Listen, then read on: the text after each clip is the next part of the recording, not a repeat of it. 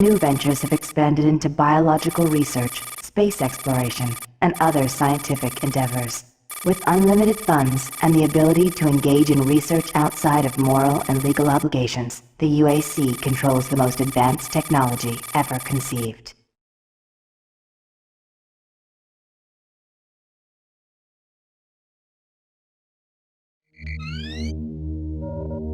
Incoming transport detected.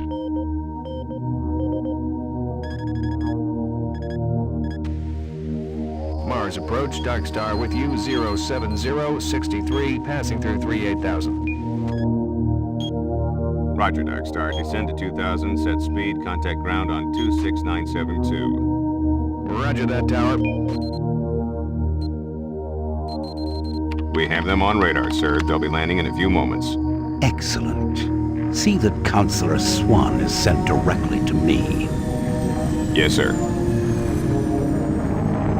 Tower, Dark Star on final.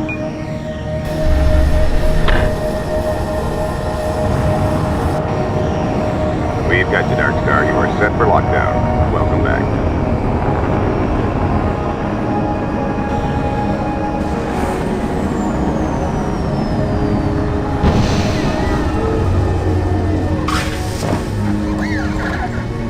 I can't believe it's come to this. I didn't want to come here. He left you no choice. True, but this is the last time. I'm tired of running damage control every time he makes a mess. Right. You're the control. And if that fails, I'm the damage. If that's what it takes. But Druger is going to start doing things our way. Whatever you say, Counselor.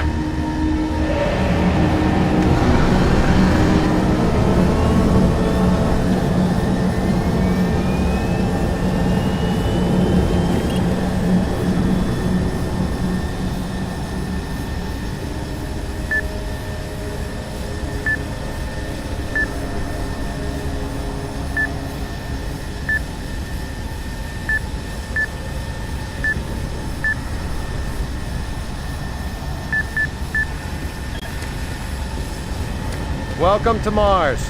All new arrivals need to check in at reception. If you're looking for someone to help you, just head to reception. I gotta process the cargo log. I can't talk with you Welcome now. to Mars City, Union Aerospace's premier research facility.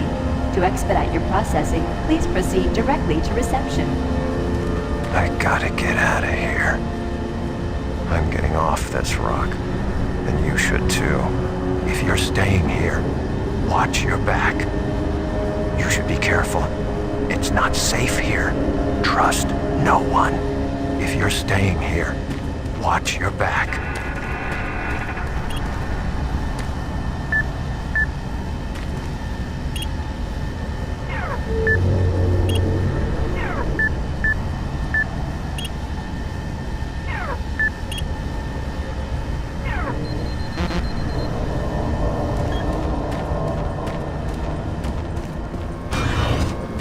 Welcome to Mars, Marine.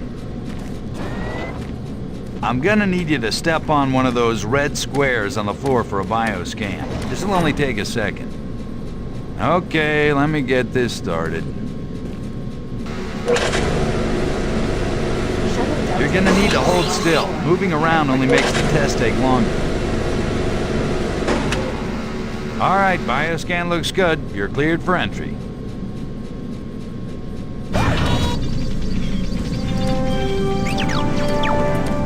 On behalf of the UAC, welcome to Mars City. This facility serves as the central hub for all scientific research, Attention. archaeological Director study, Banks, and military please report operations. to Central Administration. Goal number one at the UAC is the safety and well-being of all employees and guests. To help achieve this goal, we ask you to follow all UAC corporate procedures at all times. This includes restricting your movement to areas for which you have clearance. Always remain alert and aware of what you and others are doing. If you notice anything out of the ordinary, or just have a simple question, find the nearest UAC security guard. They are here to help, no matter how large or small the problem is. Our station on Mars provides a perfect blend of work habitats, recreational facilities, and social support structures. This ensures our goal of providing a true home-away-from-home experience for everyone. Keep this in mind as you help us pursue our... Welcome to Mars. First time? You can just leave your bag there. I'll have it sent up your quarters. Okay, there's a few things we need to take care of first. This is your personal data assistant. You'll need this to access all secure areas. If you get clearance for any security zones, it'll download directly. It's important, so don't lose it. I see here that Sergeant Kelly has requested your immediate attention. Head directly to Marine Command. It's just that way. Follow the signs.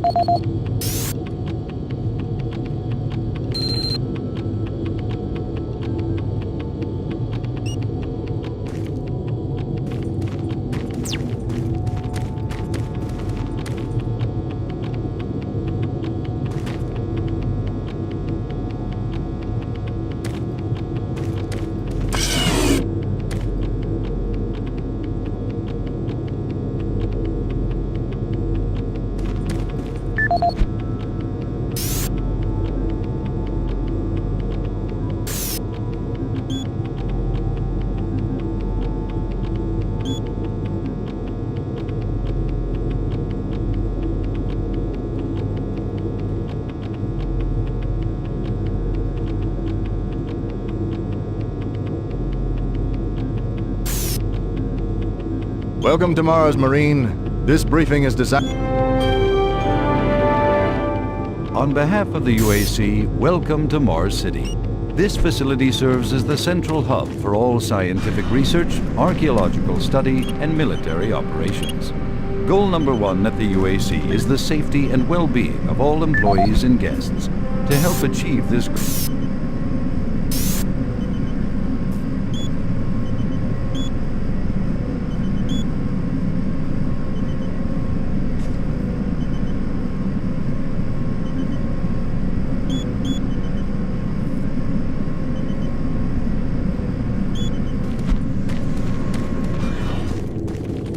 Mars City is a smoke-free facility. Please smoke only in designated areas. Thank you Haven't for seen your you cooperation. before. You must be with that new detachment coming to check on us. Is there some type of problem? I'm just trying to get my work done here. I'm here because there seems to be some very serious problems. Oh, really? Do I need to remind you of the groundbreaking work that we're doing here? No, but I've been authorized by the board to look at everything. The board authorized you? The board doesn't know the first thing about science. All they want is something to make them more money, some product. Don't worry, they'll get their product. After how many accidents? Tell me, Dr. Petruger, why are so many workers spooked, complaining, requesting transfers off Mars? They simply can't handle life here. They're exhausted and overworked. If I had a larger, more competent staff and bigger budget, even these few accidents could have been avoided. I'm afraid you'll get nothing more until my report is filed with the board. I will need full access, Dr. Petruger, Delta included. I won't have any difficulties doing that, will I? Only if you get lost, Swan. Just stay out of my way. Amazing things will happen here soon. You just wait. Let's go.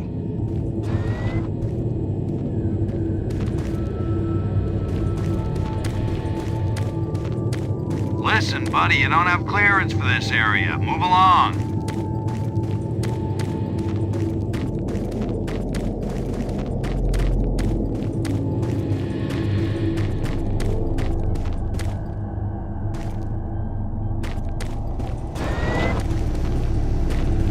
I don't think I've seen you before. You must be a replacement for one of the guys we lost.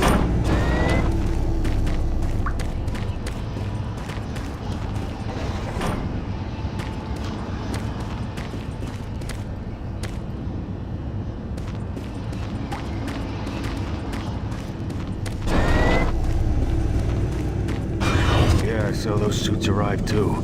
Weird. The UAC must be worried about something. I hear there's been more accidents in Delta. Accidents? That's good. Is that what they're calling them now? So, tell me, just what the hell is happening over there? Beats me, man. Look, all I do is repair the converters when they blow, okay? That's it. Fine. But what's overloading them so much? I mean, how much damn power do they need? I wouldn't ask him if I was you, man. I heard Travis started poking around and he got transferred fast. Didn't even see him leave. Hell, no one saw him go. I'm really trying to get this fixed quickly, so, do you mind? If you can fix this, you can stay and help, but otherwise, get going.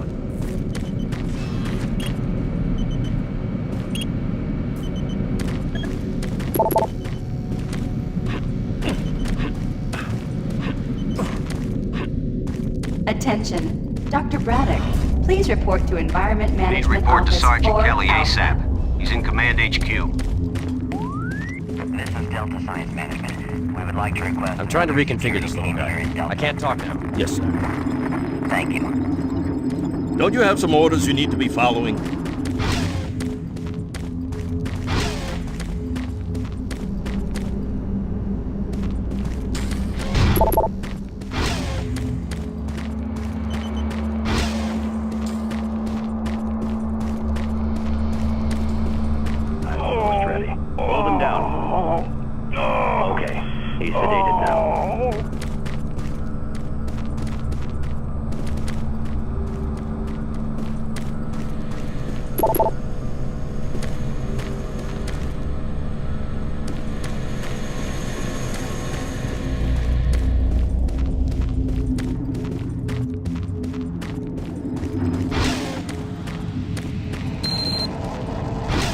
Took your sweet time, Marine? Now, here's the situation. Another member of the science team's gone missing. Since you're the ranking FNG, you get to find him. I want you to check out the old decommissioned comm facility. We heard he might be heading that way. The only way there is through the service passage under Mars City. I've programmed this sentry to guide you to the maintenance elevator. I hope you follow the sentry better than you've followed orders so far. Pick up some gear at the security checkpoint at the bottom of the elevator.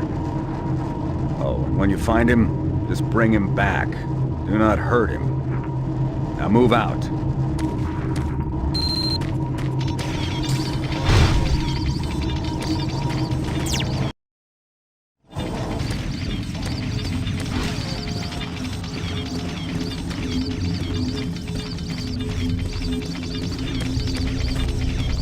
Attention, UAC personnel.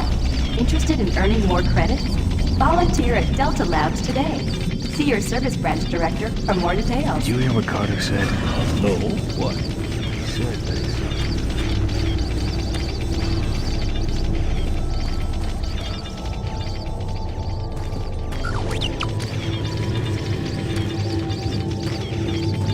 The UAC cares about the quality of life of its employees.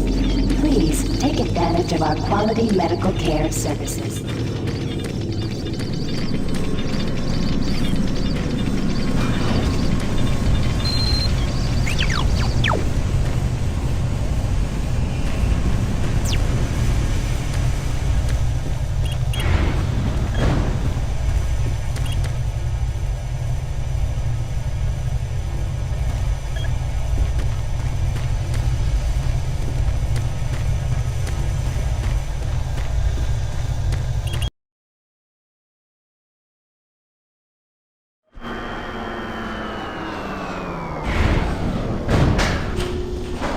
Welcome to the dungeon, Marine.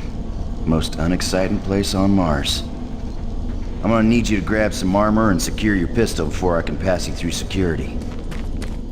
Okay, grab your gear. Now you're ready for combat. Let me do a radio test. MarsSec radio check. Excellent. Good signal. Looks like you've been assigned the decommissioned comm facility. Just follow the main passage through the underground junction and straight out. You'll have a quick evac. And what better way to see the Martian surface than to run across it? Okay, you're all set. Oh yeah, keep in mind, civilians are working down here. Don't get excited and shoot them.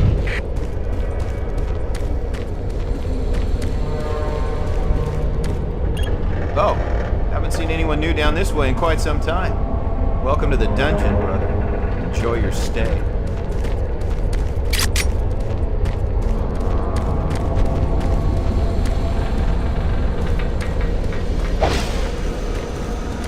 Hey! You're looking for the scientist, right? I'm not sure you see, never mind. Don't listen to me. Never mind what I said. I shouldn't talk about it. It's really not my business.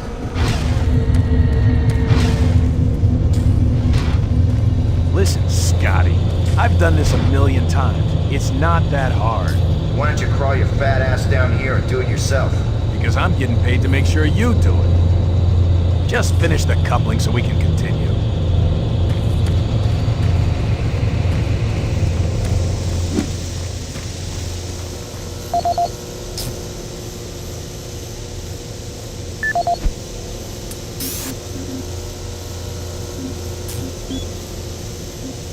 This is Grant Baston, your Environmental Services Supervisor.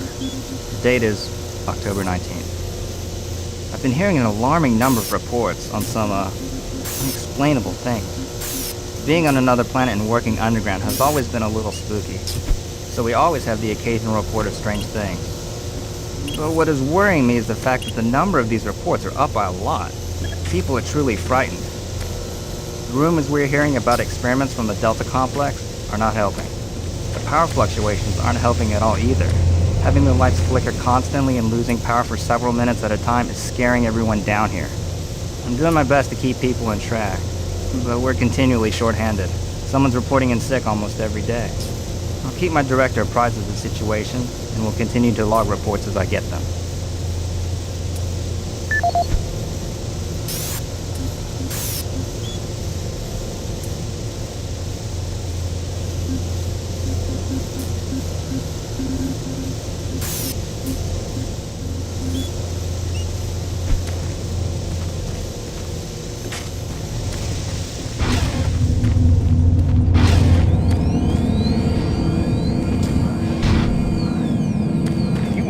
Guys, not keep any of these machines running? Yes, sir. It's just that the science team demands a lot out of these things. Enough excuses. Just do your job and get the science team what they need. Well, I'm doing everything, but I just can't explain some of the things that have been happening to the systems. It's weird. Just get it done.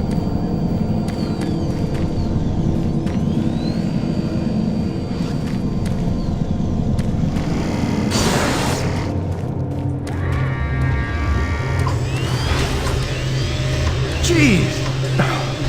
Do you make a habit of sneaking up on people? Everyone's already on edge down here with all the strange things that have been going on. The garage area is right through that door. Now stop bothering me. The equipment seems to be affected by something unseen. The equipment seems to be affected by something unseen.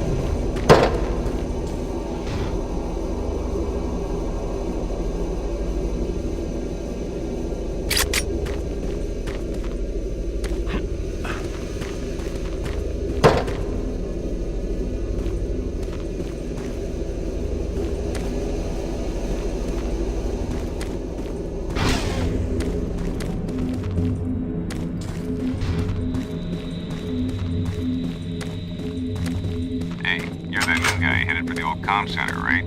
You better hustle up, pal. This passage doesn't go all the way there. You'll have a quick walk outside to the center's airlock. Hey, don't sweat it. Your suit's got plenty of oxygen. Well, what the hell are you waiting for, Marine?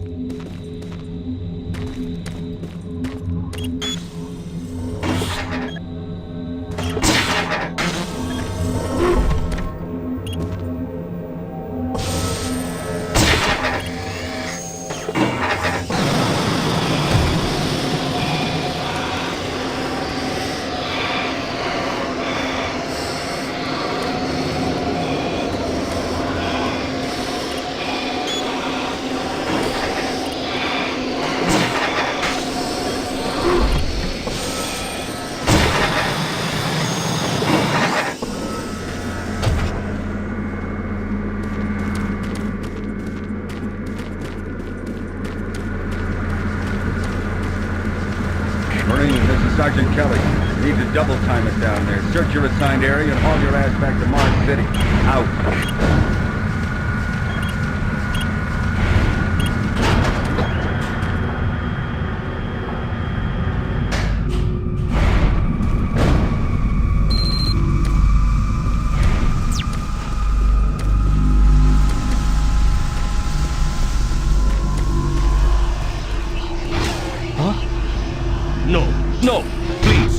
must let me get this communication out. They have to be warned while there is still time. I can't let... You don't know what I've seen. You can't possibly understand or comprehend.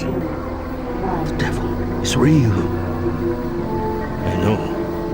I built his cage. I'm getting abnormal readings here. This is bad.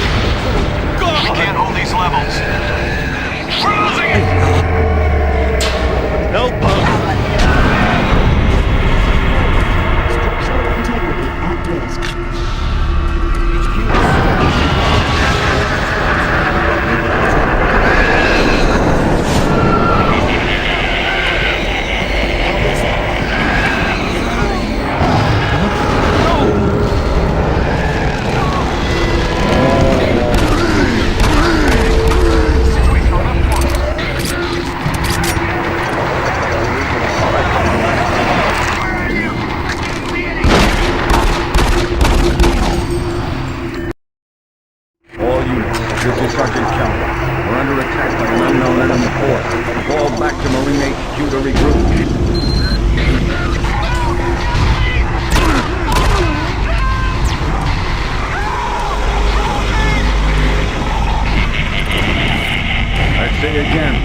To Marine HQ and await further...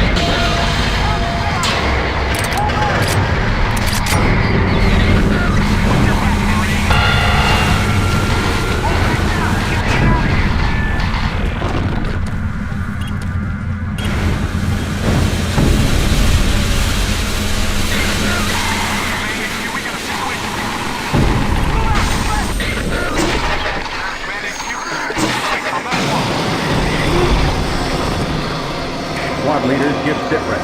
Over. Command HQ, this is Bravo Team. We've got 1 Marine down, 2 wounded. Command HQ, this is Fire Team 4. We are pinned down at Alpha Labs. HQ, this is Fire Team 2. Main power systems down at sub-level. Backup and life support systems only. We've got lots of civilian casualties. It's a mess. Command HQ, attempting to secure the area.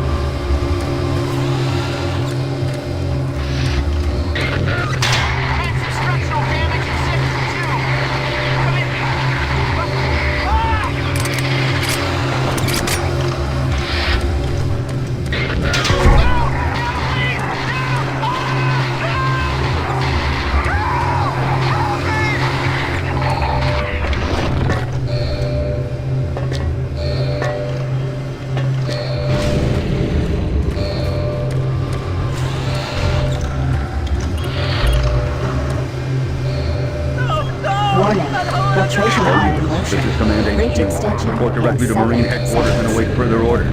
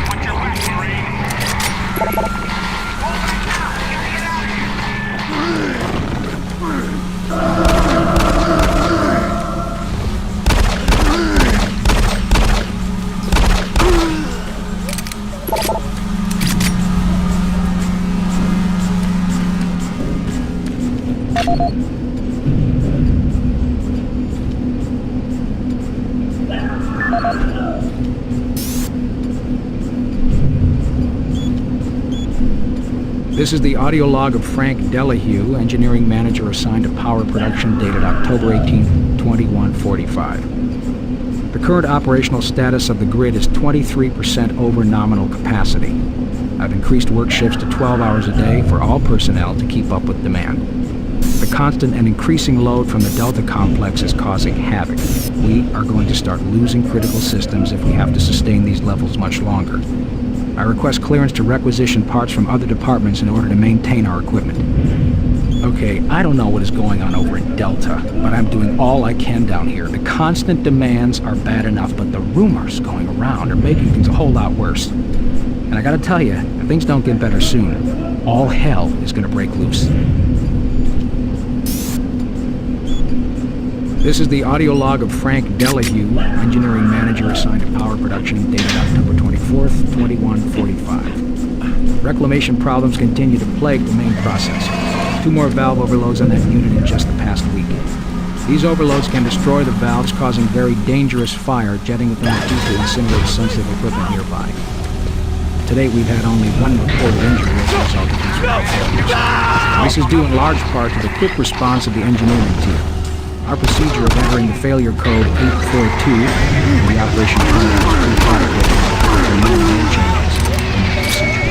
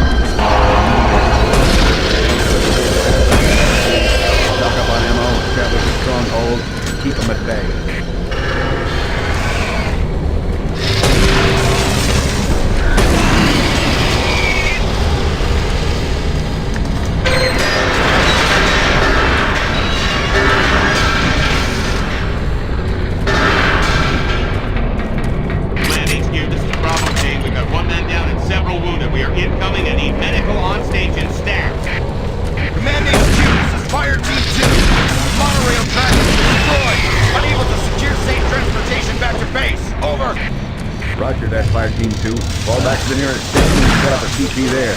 Out.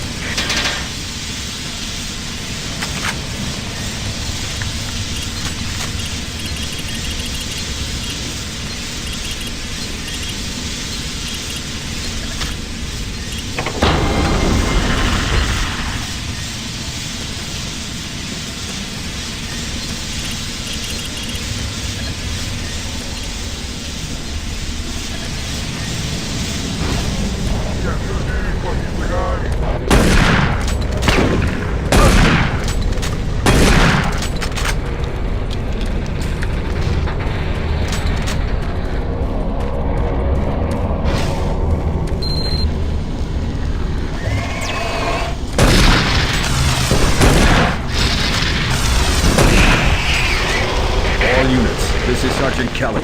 Fall back to Marine HQ and await further orders.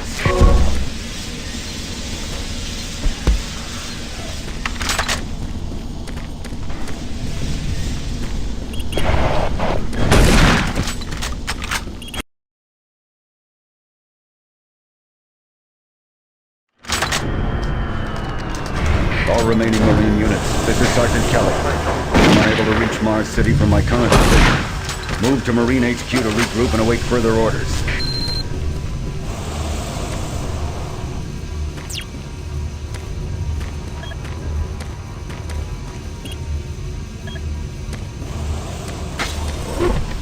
Hey, you!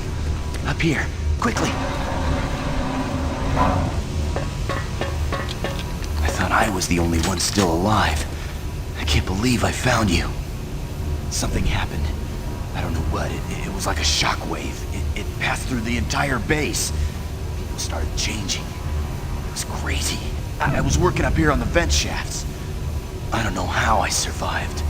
Go for help. Please. No way. I'm staying up here. It's the only safe place. You can't get me down. I'm staying here.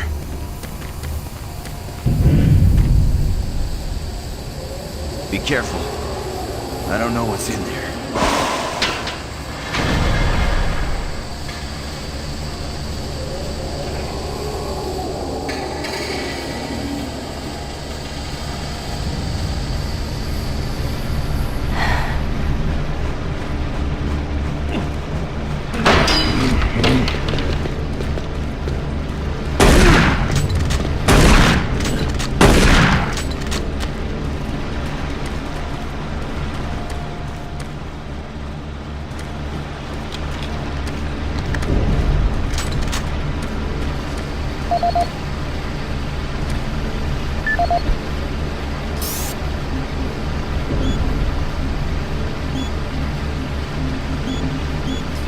This is Mark Stanton, Manifest Controller, currently stationed at Mars City.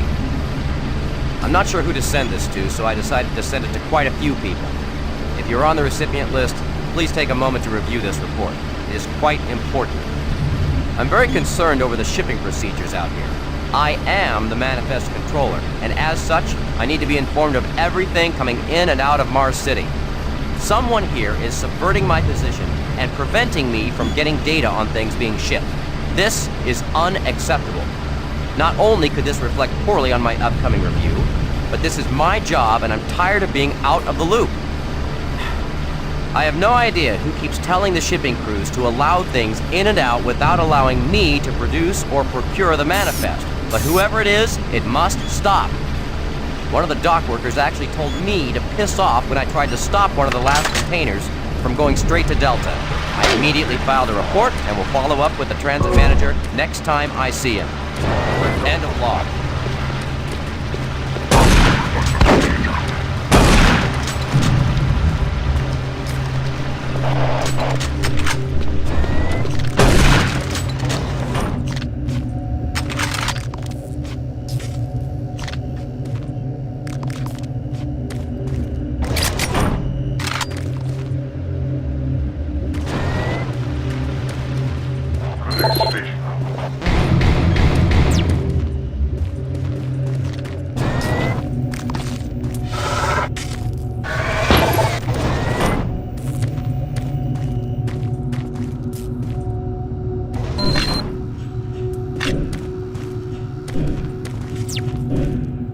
Command HQ, this is Specialist Wilson. My team is gone. They're all dead. I'm running blind here. What are my orders? Over. Specialist Wilson, this is Sergeant Kelly. Stay sharp. Find your last known RP and fortify your position. You'll find it.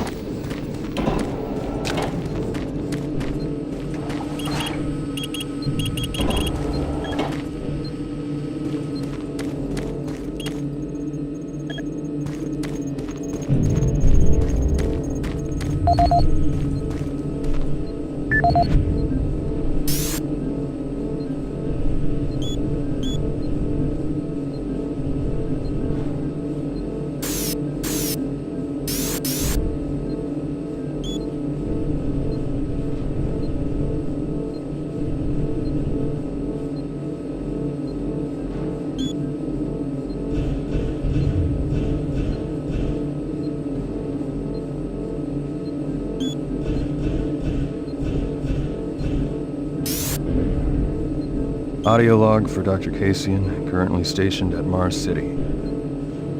I have just left the weekly status meeting here in Medical. The most prominent topic was the vast number of psychological issues we are seeing as of late. The number of reports indicates that 10% of the overall base personnel have shown symptoms. As many people will not come in for this type of thing, the number of affected personnel could truly be in the 30 to 40% range. It has even manifested itself here in Medical. have several nurses and a couple of good doctors out for related reasons. I'm going to formally request 2 additional psychiatrists on the next shuttle from Earth. 2 we have are being overworked, and the content of their sessions with patients is starting to affect them as well. Dr. Kasian out. Dr. Mark Kasian, at 1547, patient Jonathan Wills was admitted after complaining of insomnia and nausea. According to the nurse, Mr. Wills was calm and exhibited no signs of disorder when he was brought to exam room 5. However, by the time I reached him at 10 after 4, his personality had changed dramatically. When I entered the room, Mr. Wills lunged at me with a scalpel he apparently stole from a supply drawer. With the assistance of an orderly, we managed to subdue and sedate him without injury. Mr. Wills was heavily medicated and could not be diagnosed, but in the 20 minutes he was left unattended, he managed to carve 3 symbols in his arm and cut his own tongue into 2 halves. I can only guess at the cause of his problems. I hope that additional psychiatrists arrive soon. In the meantime, in response to this assault, all medical supplies and armaments will be locked in a secure hospital cabinet with the code 347. Dr. Kasian out.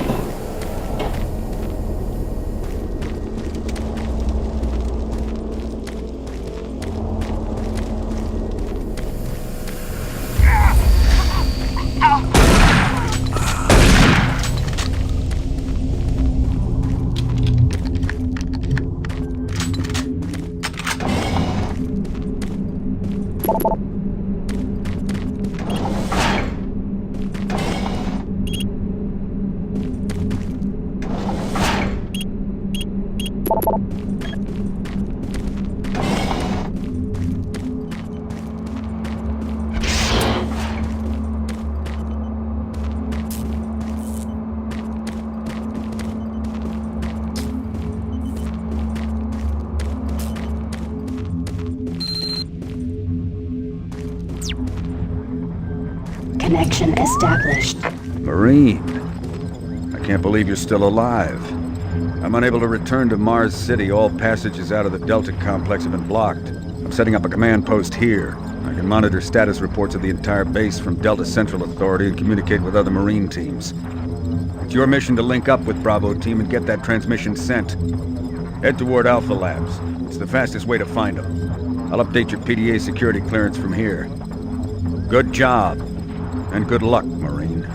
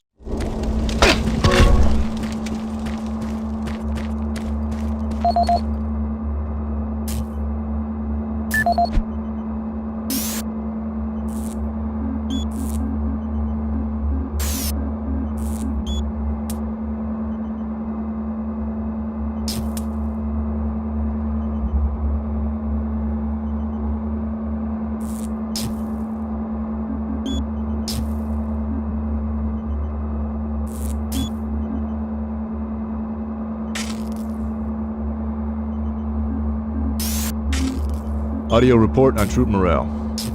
Morale here is beginning to drop. It's nothing to worry about yet since I keep my Marines sharp and ready to go, but events at the base are wearing on the troops. There have been a lot of things happening here on the base. I believe the UAC experiments being performed here must be the cause.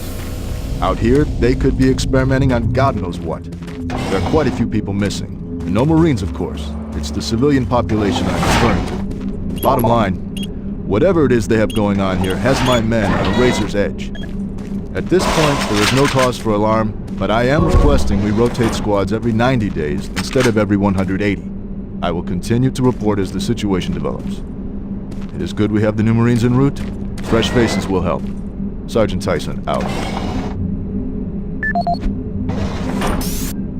Audio report confirming new troop deployments for the Mars City Marine Facility, October 30th, 2145. The new troops will be arriving within a few days.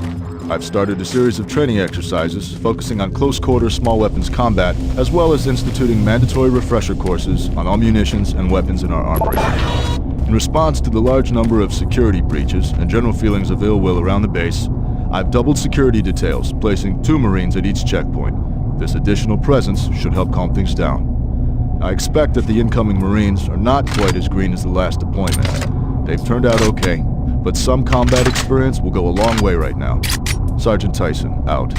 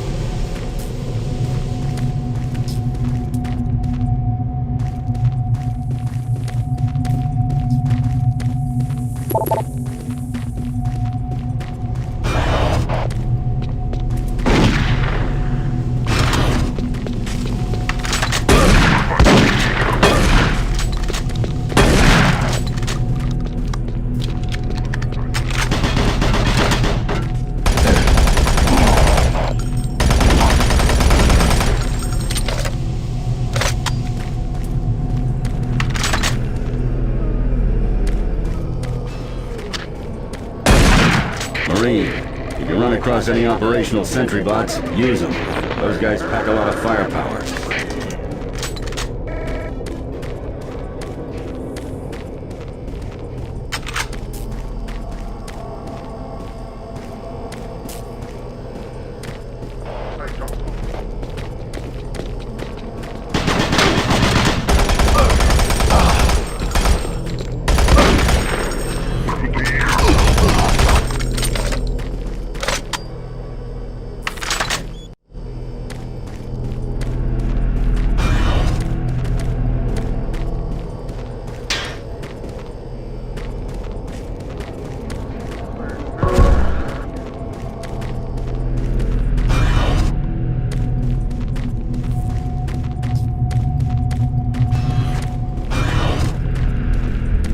The UAC is here to help you.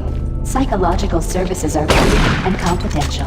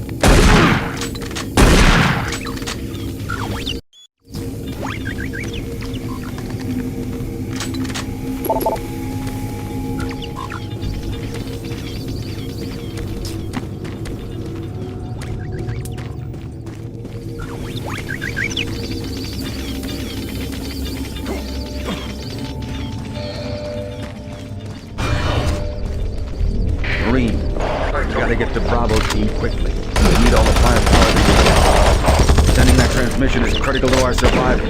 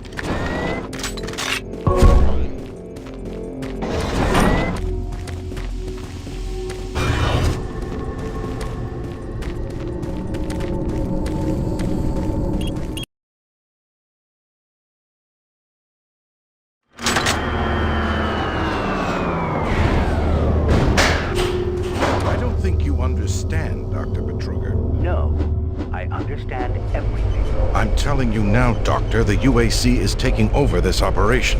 Operation? Is that what you're calling it? The situation is out of control. It's not out of control, Swan. You are. I'll manage this, and you and your flunky will be taking control of nothing. Do you understand? Yes, Betruger. I think I do understand. Okay, plan B.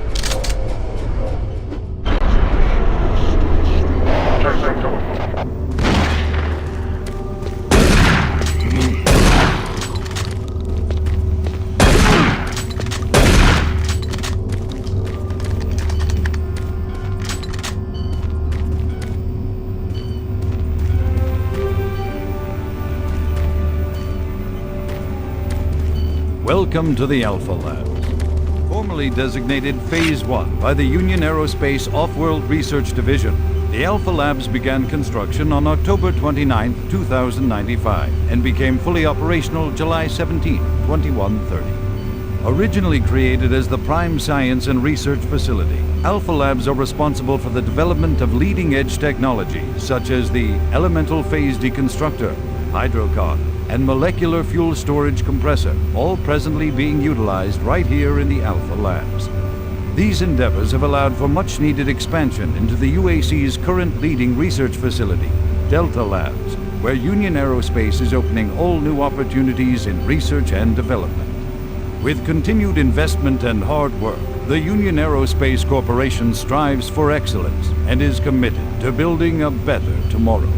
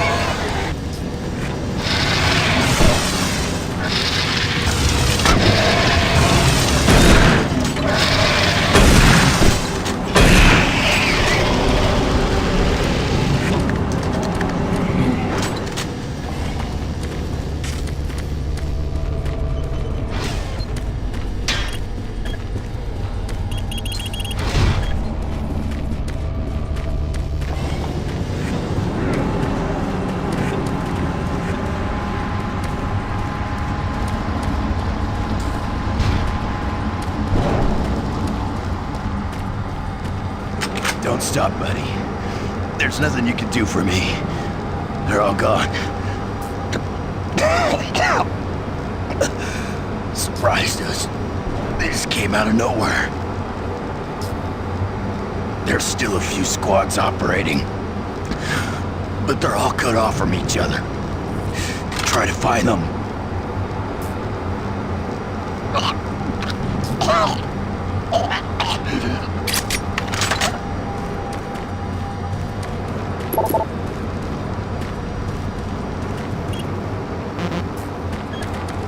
Access denied.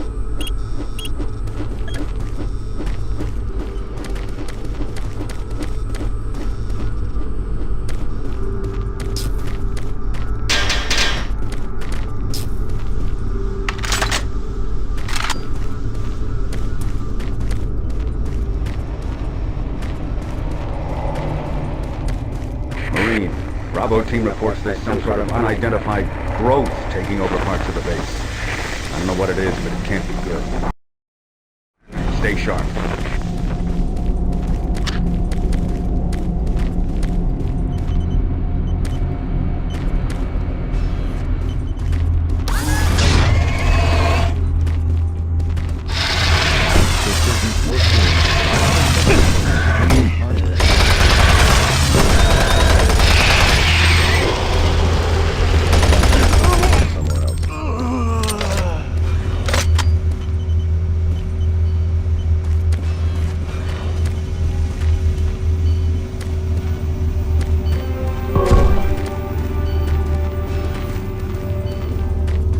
Welcome to the Alpha.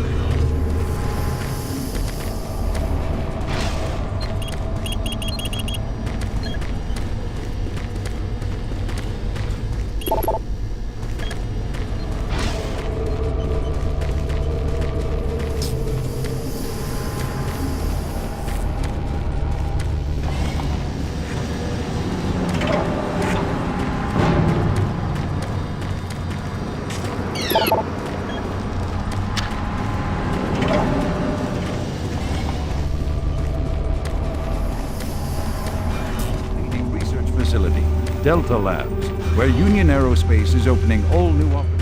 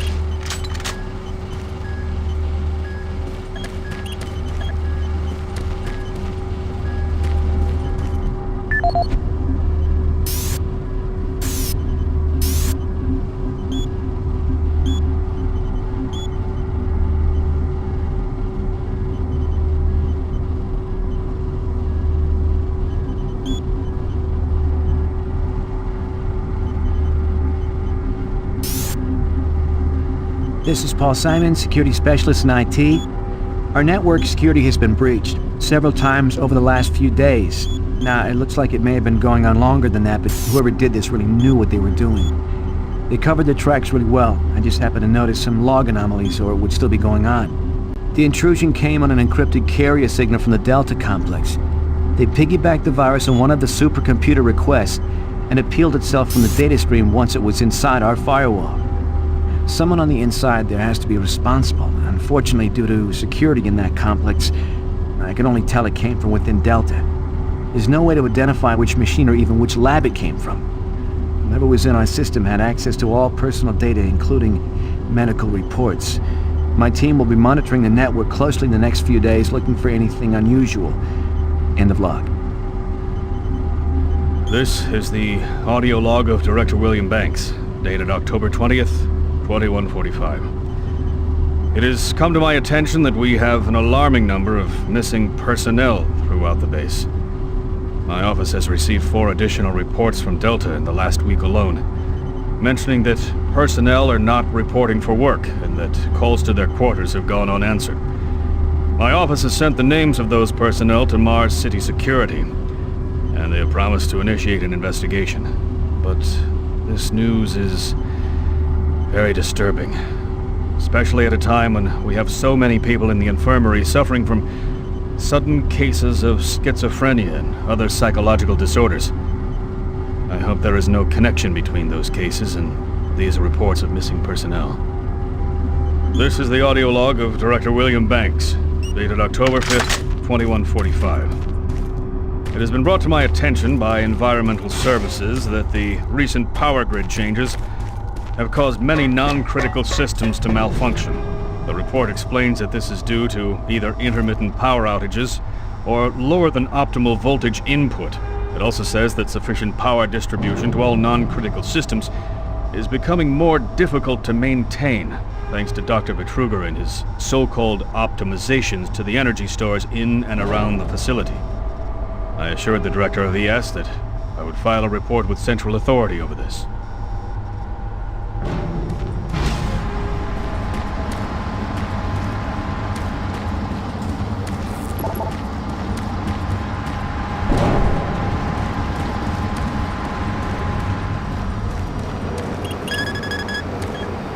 Access granted.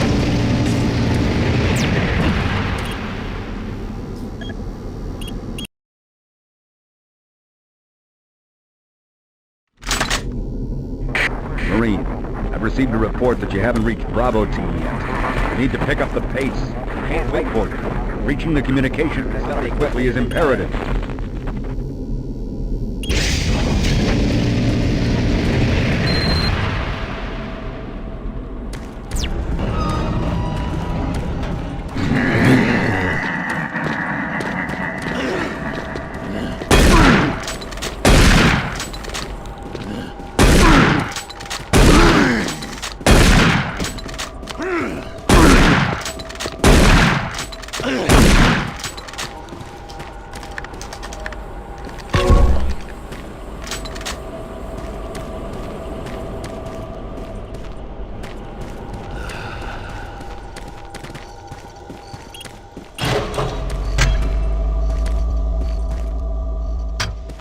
The UAC takes pride in its safety record. Please follow UAC procedures.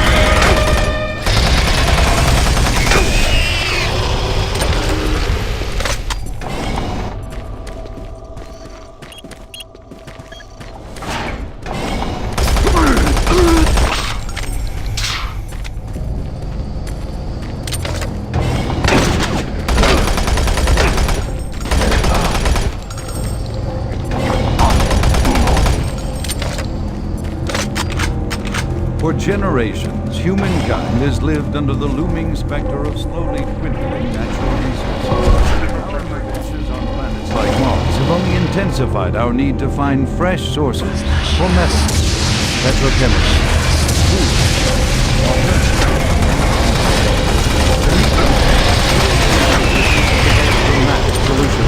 solutions that will soon pay off for the UAC, its investors, and indeed the entire human race.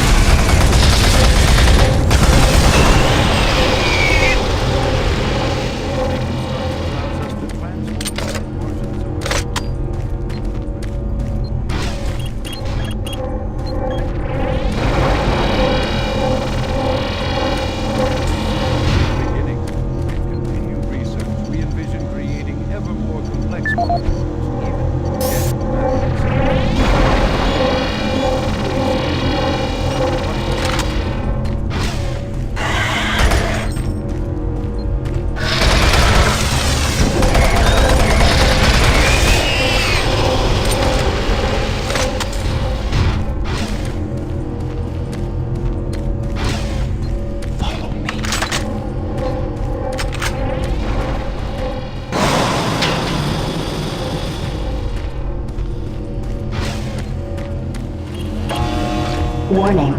EPD laser active.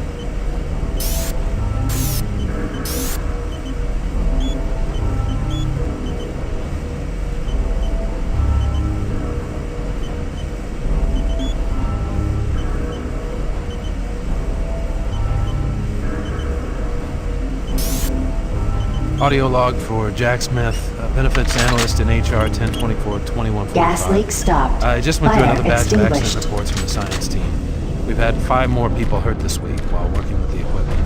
The most serious incident was one John Hughes, whose hand was caught in one of the plastic extrusion systems.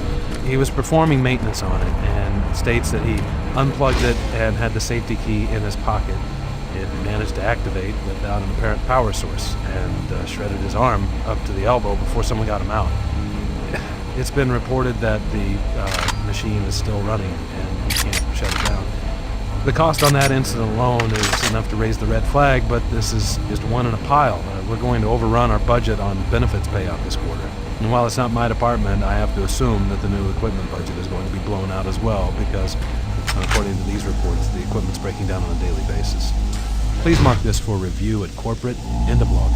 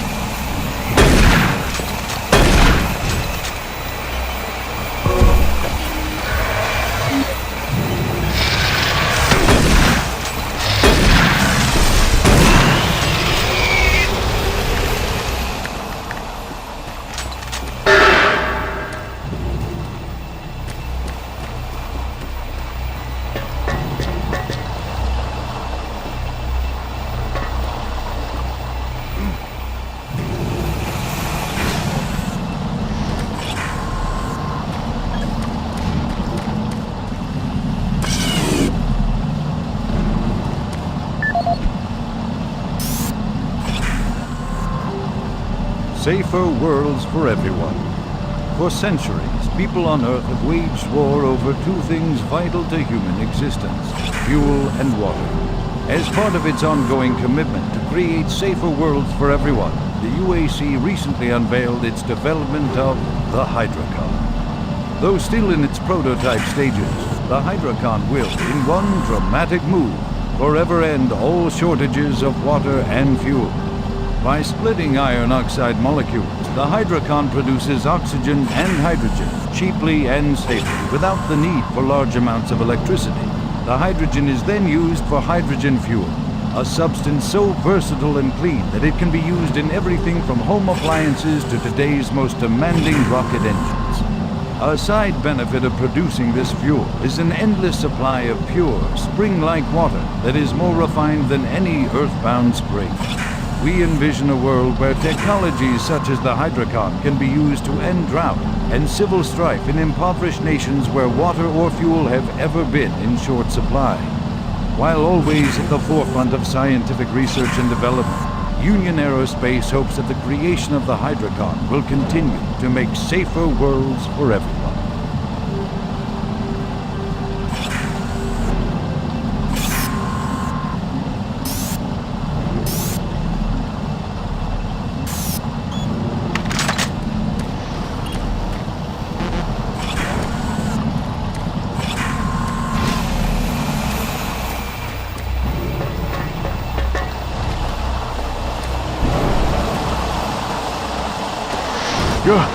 Oh, he startled me.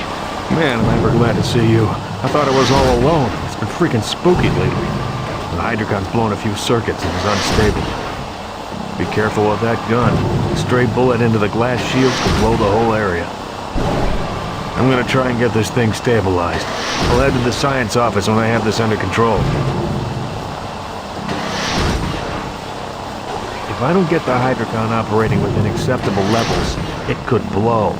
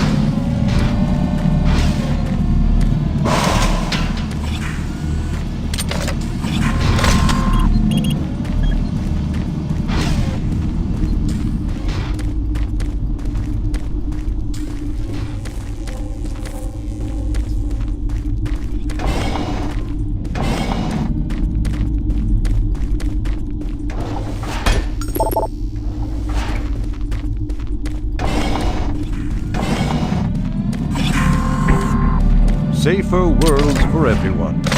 For centuries, people on Earth have waged war over two things vital to human existence: fuel and water. As part of its ongoing commitment to create safer worlds for everyone, the UAC recently unveiled its development of the Hydrocon. Though still in its prototype stages, for centuries, people on Earth have waged war over two things vital to human existence: fuel and water. As part of its ongoing...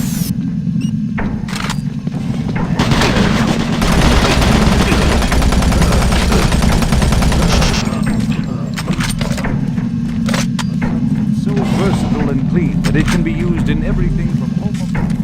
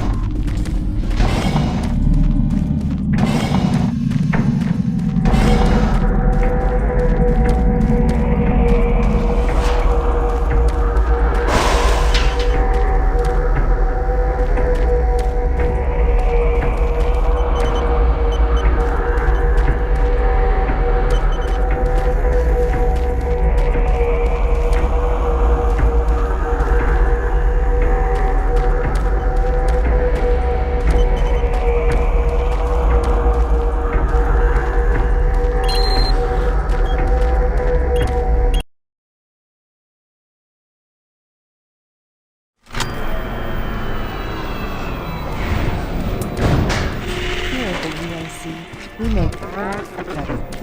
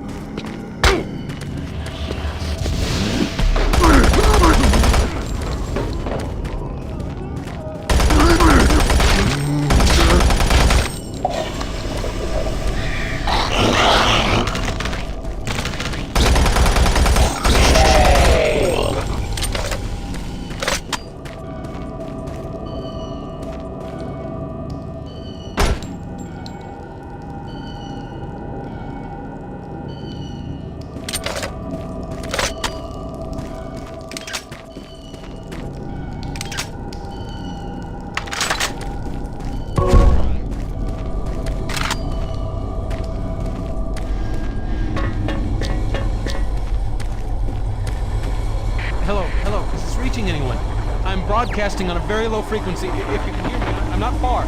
Please help me. I've locked myself in storage room C4. Please, if anyone can hear me, please help me.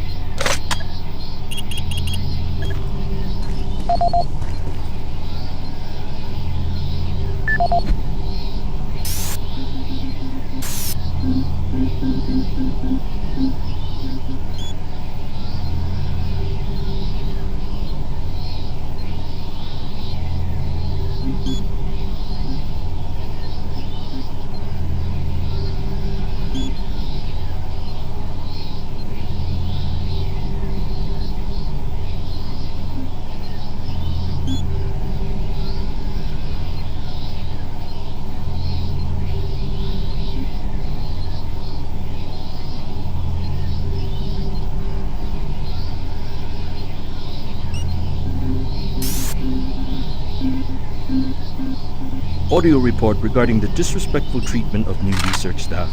September 14th, 2145. As you know, I have gone to considerable effort to recruit my staff researchers for Alpha Labs. Finding team members with the qualifications, let alone the willingness to come to Mars, has not been a trivial task. You know this already. But it is necessary that I emphasize why their complaints must be taken seriously. We won't be able to keep our people or recruit new researchers if the harassment continues. No, harassment is exactly the right word.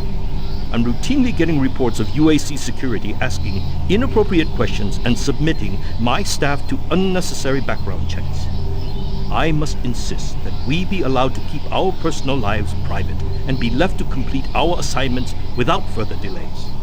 If there is some kind of security threat, I suggest that UAC security look more deeply into their own staff. This is Andrew Chin, Ed.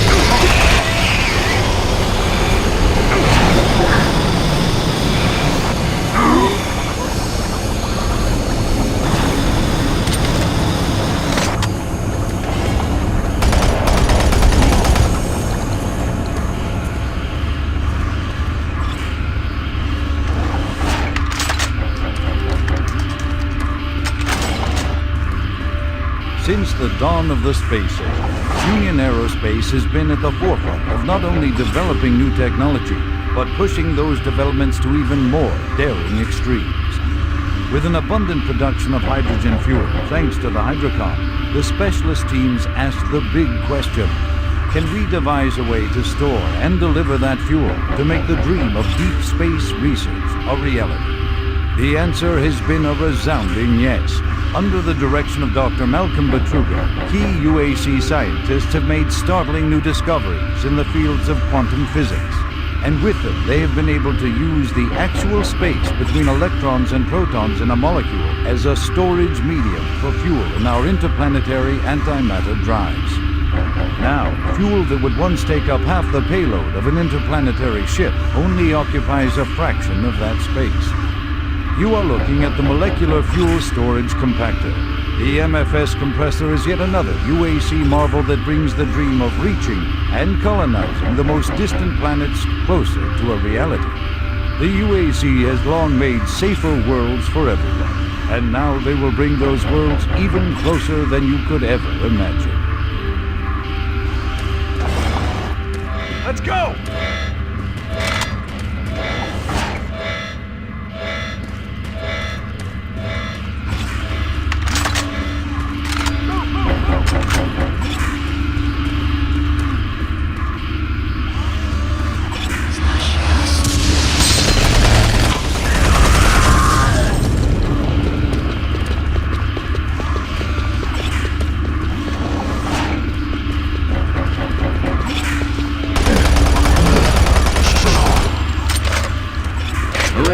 Bravo team reports they've located your position but are unable to move to your current location. Head through engineering and try to link up with them in Sector 3.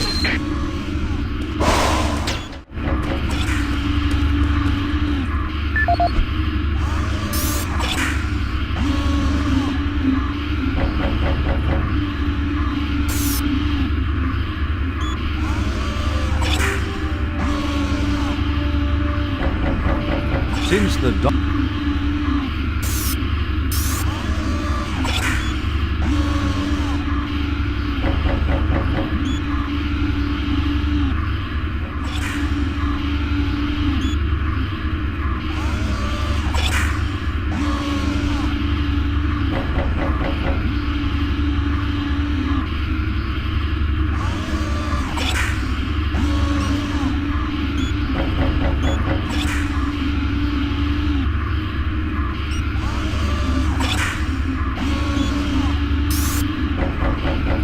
audio log for Walter Connors. The MFS compressor is producing fantastic results. The latest modification I made to the dilation matrix were the real key to the recent breakthrough. All in all, I feel my work on this project has been the catalyst that propelled everything forward. I've also taken a set amount of time each day to make sure that everyone is doing their job, and of course I check all of their data to ensure that no mistakes are made. This is going to be a huge moneymaker for the company, and quite honestly, without my input and hard work, I'm not sure that we would have gotten this far. So I wanted also to thank you for your supervisory role in the project. Working with you is a true honor. Just remember me in the end-of-the-year reports, as I'm certain I deserve a promotion. Walter out.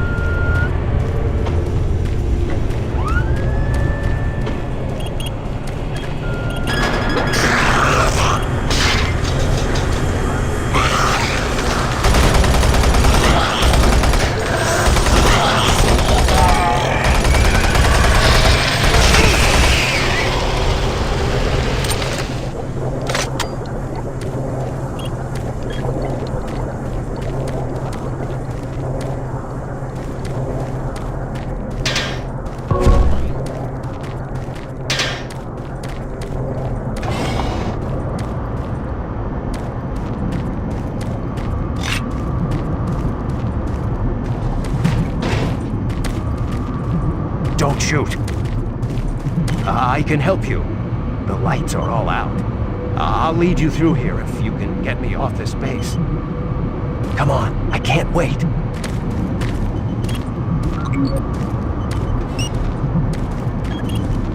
Hurry up, we can't stop.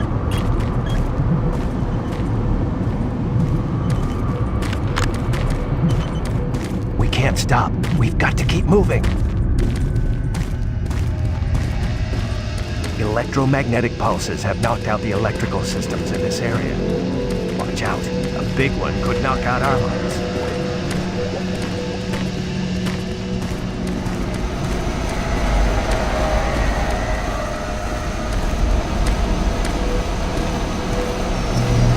There's one.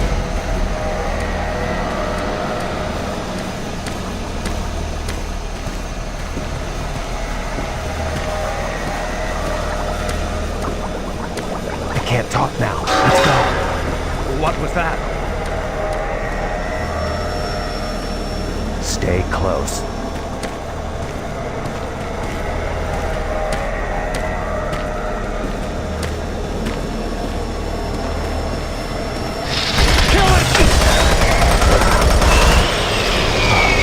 That was close.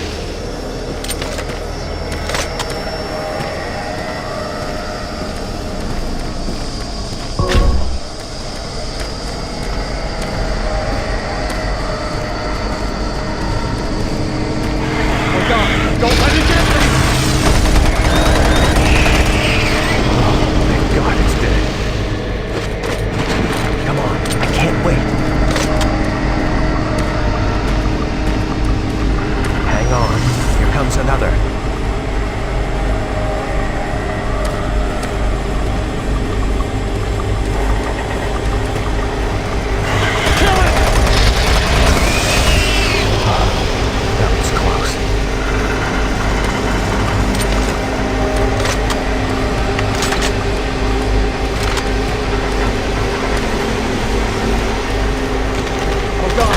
Don't let it get me! Thank God it's dead. We can't stop.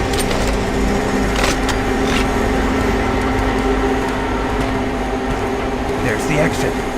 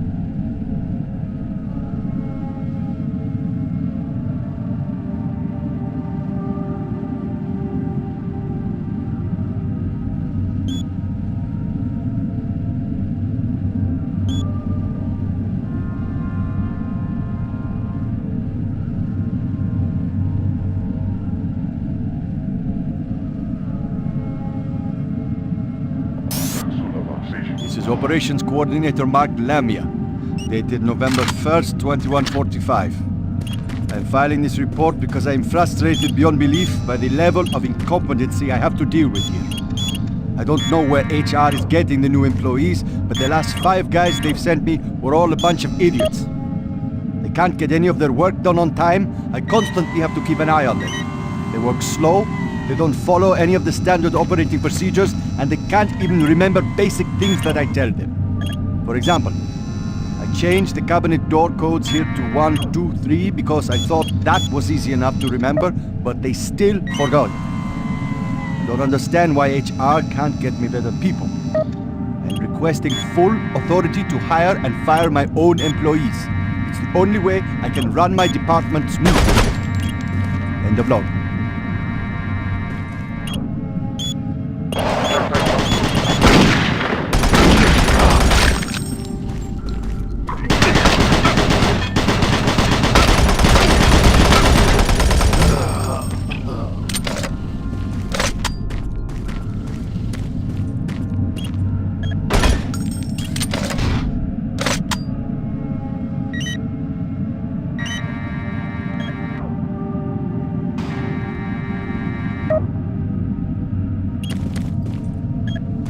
Toxic gas levels decreased 50%.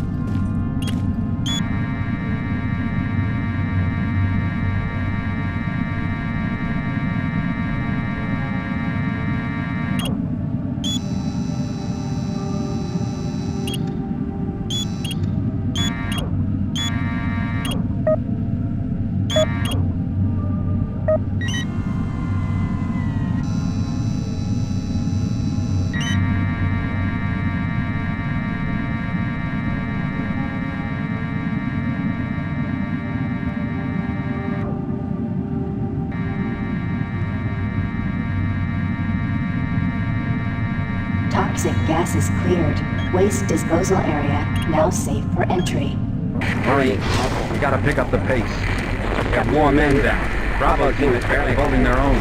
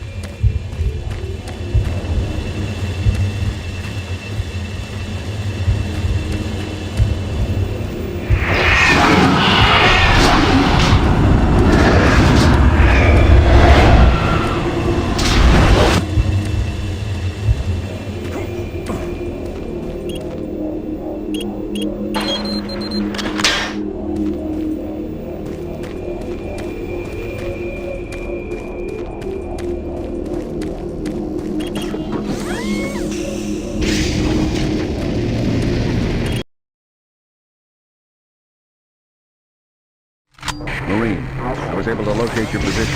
Four-com systems are beginning to malfunction and shut down. Massive service disruptions throughout the entire base. I don't know how long I'll be able to track you. Bravo team has just entered the info plant. Pick up the pace. You aren't far behind.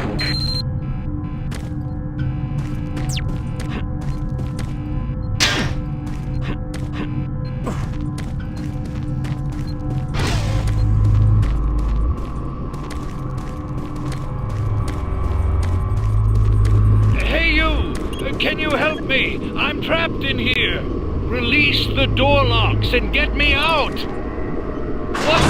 Hey! Hey! Ah!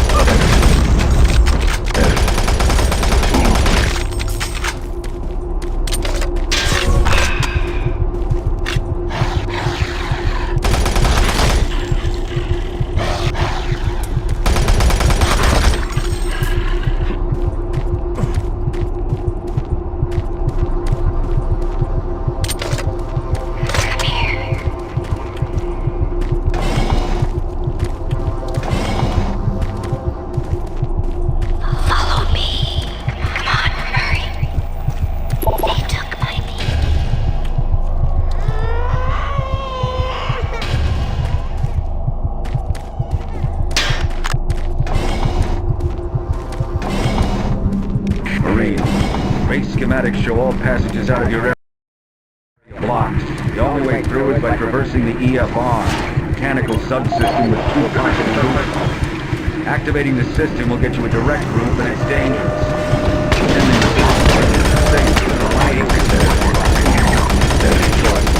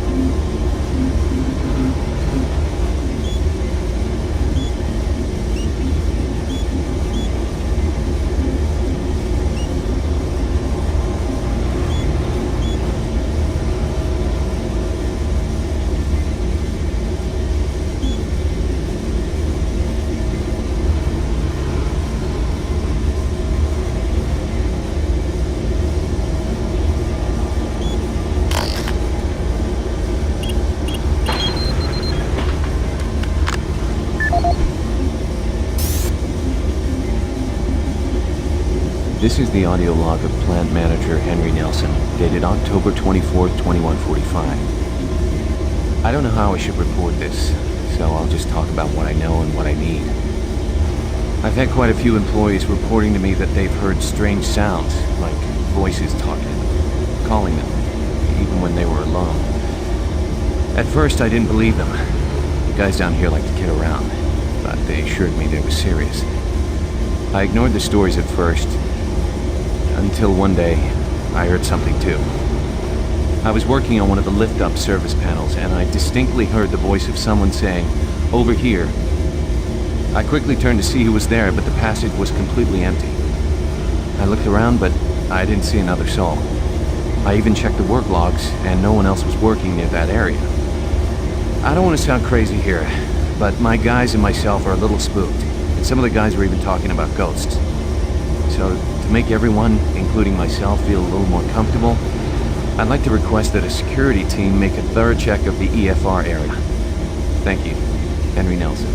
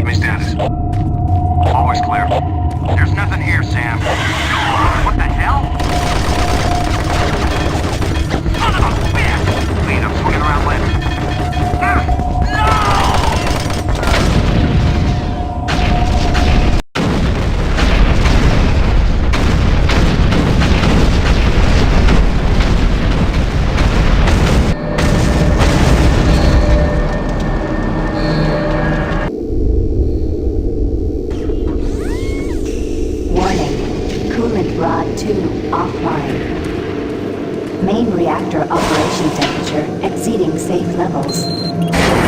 Bravo team is down. Their operational status is unknown. They were carrying a military transmission card. It's vital you retrieve that card as it contains encoded data needed to send the distress signal to the fleet.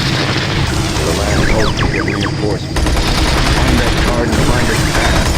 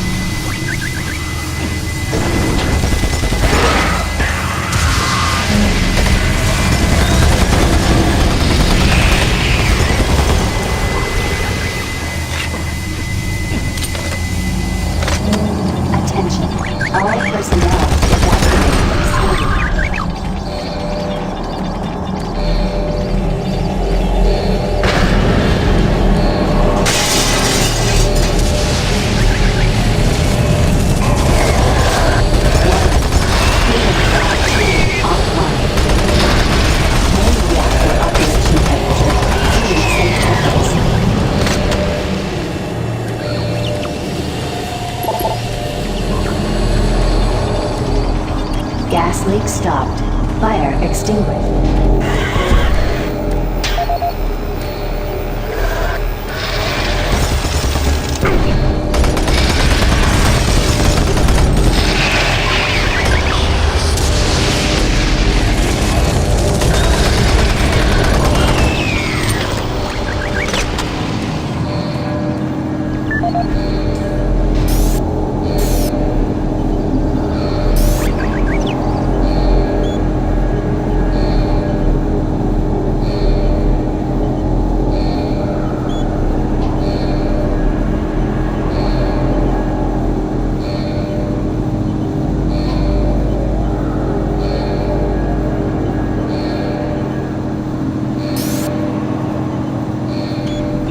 Chief Technical Officer for the Enpro facility.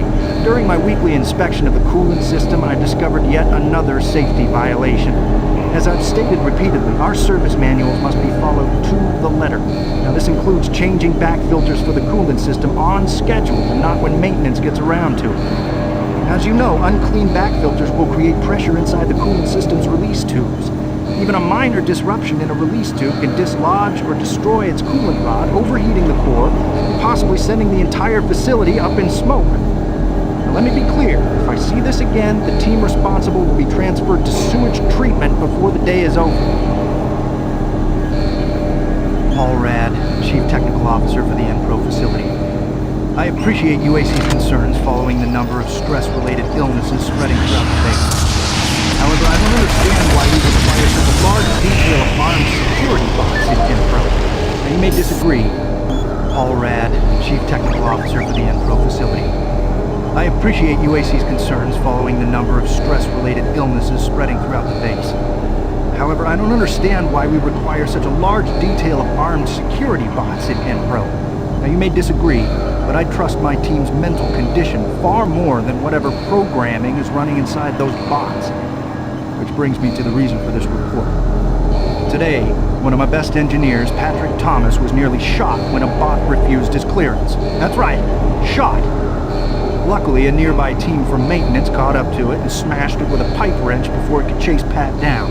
Now, it'll be days before he's ready to return to work, and I don't think you'll ever get him close to one of those bots again.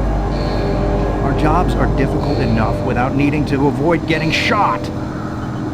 If we're going to be treated like prisoners, I respectfully request that you afford us the courtesy of being guarded by people instead of machines.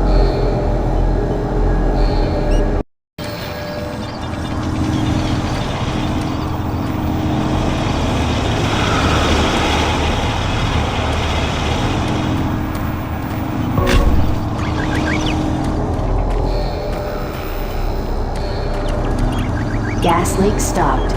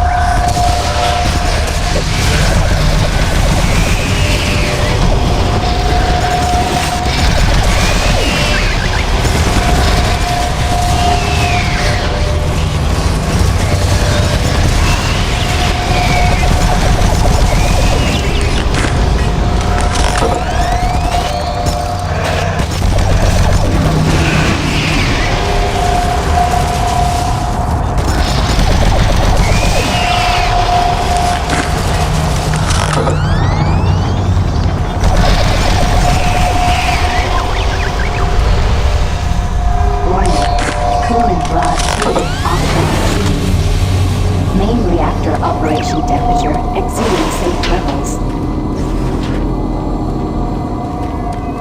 Warning. Coolant rod 2 offline. Main reactor operation temperature exceeding safe levels.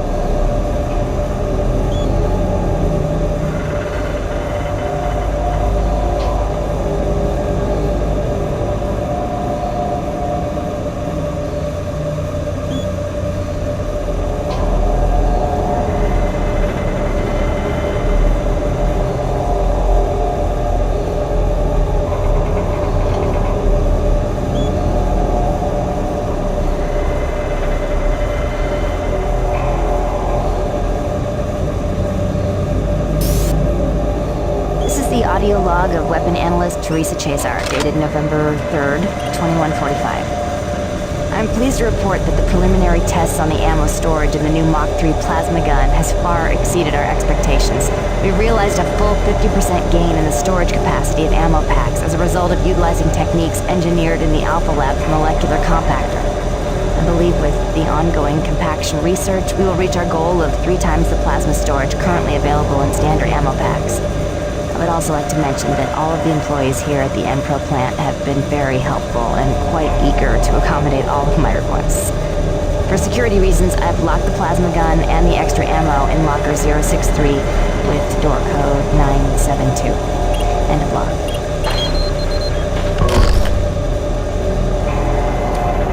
Service bridge now operational.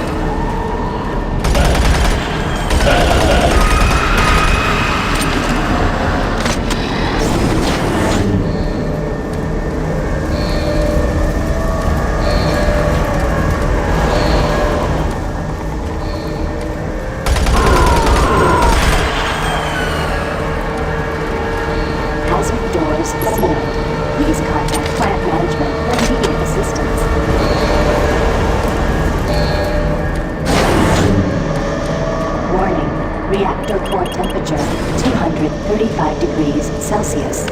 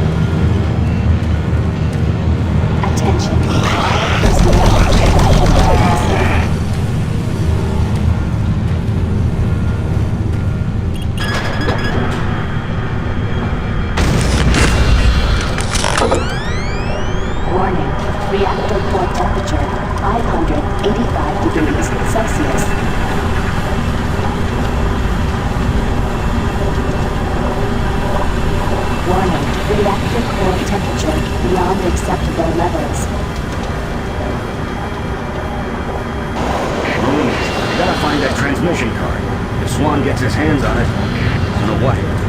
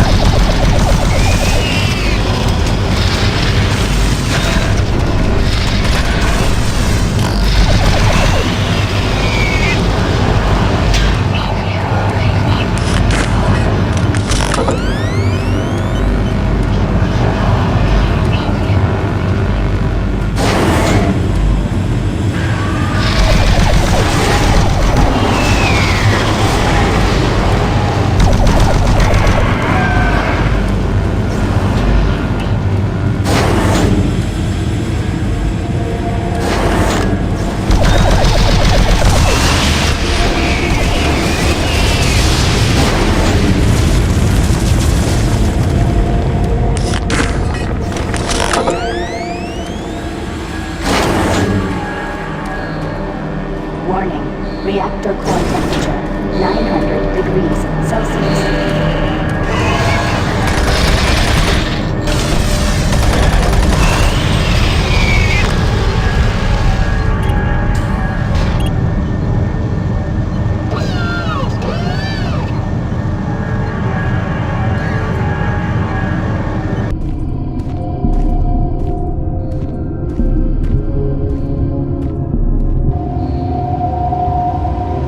See the card? No, sir. Okay, let's get to the communications facility. We can stop the transmission from there. Whatever you say, Counselor.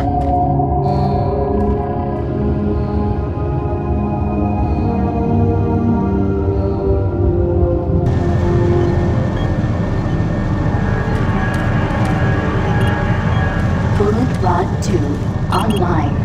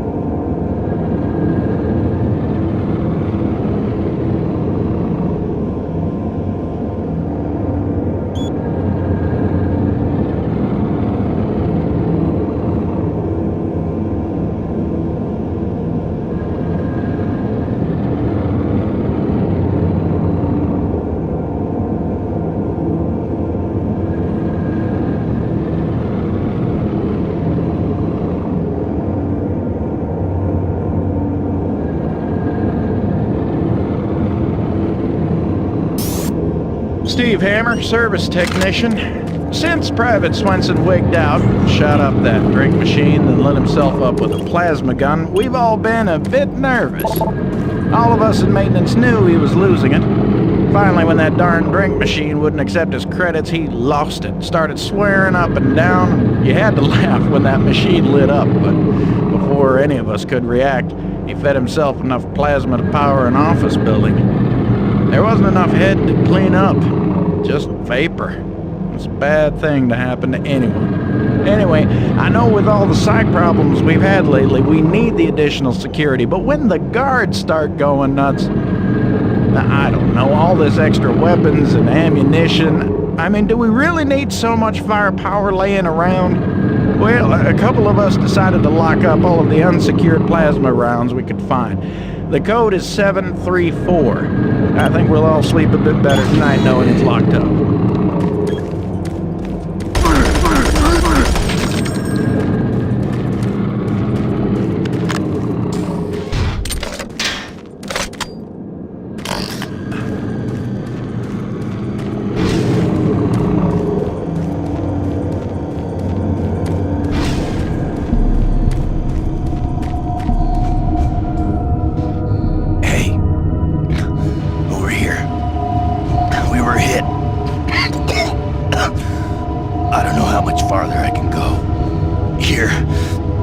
Transmission card. We can't stay here. Isn't safe. We better move.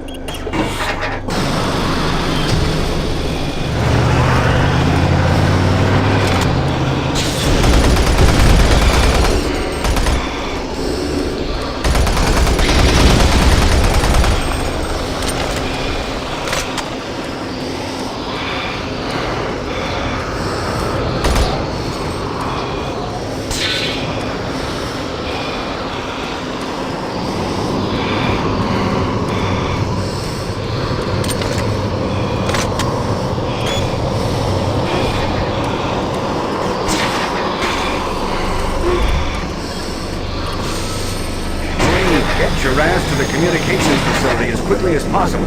We've got to get that message to the fleet.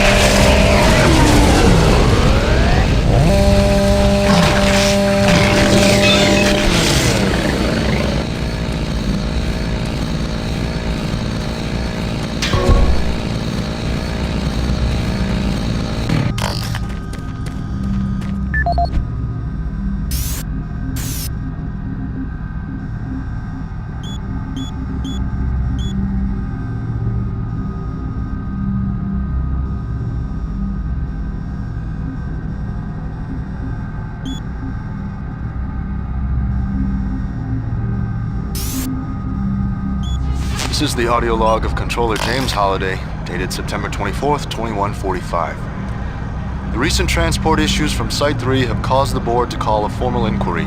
We'll study weight limits and suggest better ways to provide protection for Site-3 artifacts. Our equipment... God damn it, these PDAs, does anything work with these? Finish this later.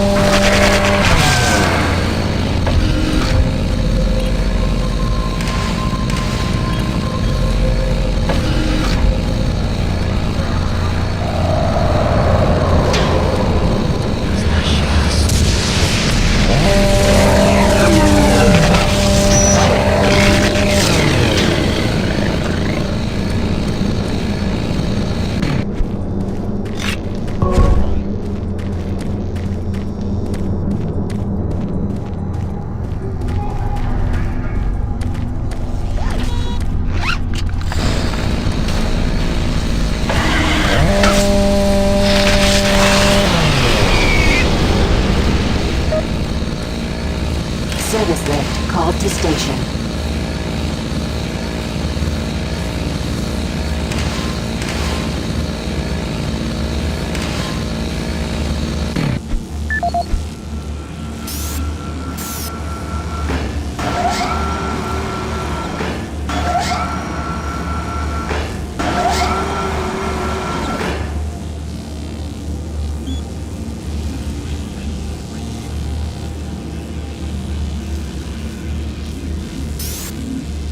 This is the audio log of Officer Ron Ridge dated October 16, 2145. Recent transport tunnel accidents are causing major headaches for both supply and maintenance. Each accident causes an estimated 1 to 3 hour delay in what are mostly time-sensitive shipments. It's becoming evident that certain junctions need safety adjustments as well as recommitment to driving safety by all personnel. The MPRO to Com Center route has shown the biggest increase in accidents over the past 6 months. Safety signs and improved lighting are needed throughout the main junctions over this stretch of tunnels and paths. Absolutely, no recreational vehicle passage should be allowed during peak hours. All personnel should use monorail travel whenever possible to keep cargo shipments flowing smoothly.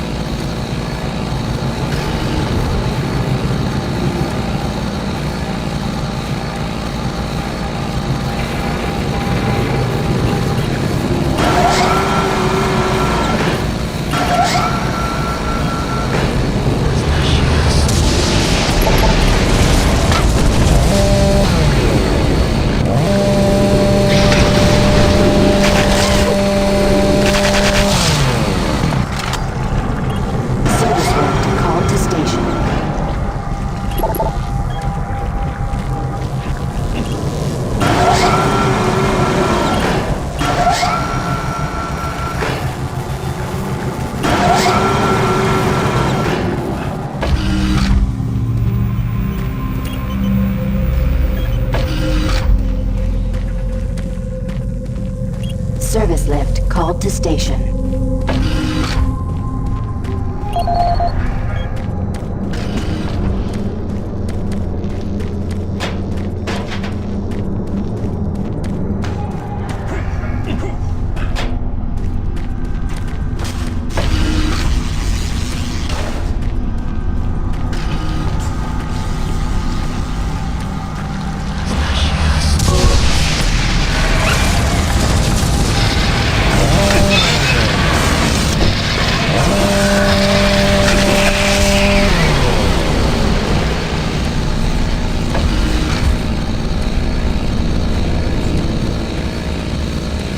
Service lift called to station.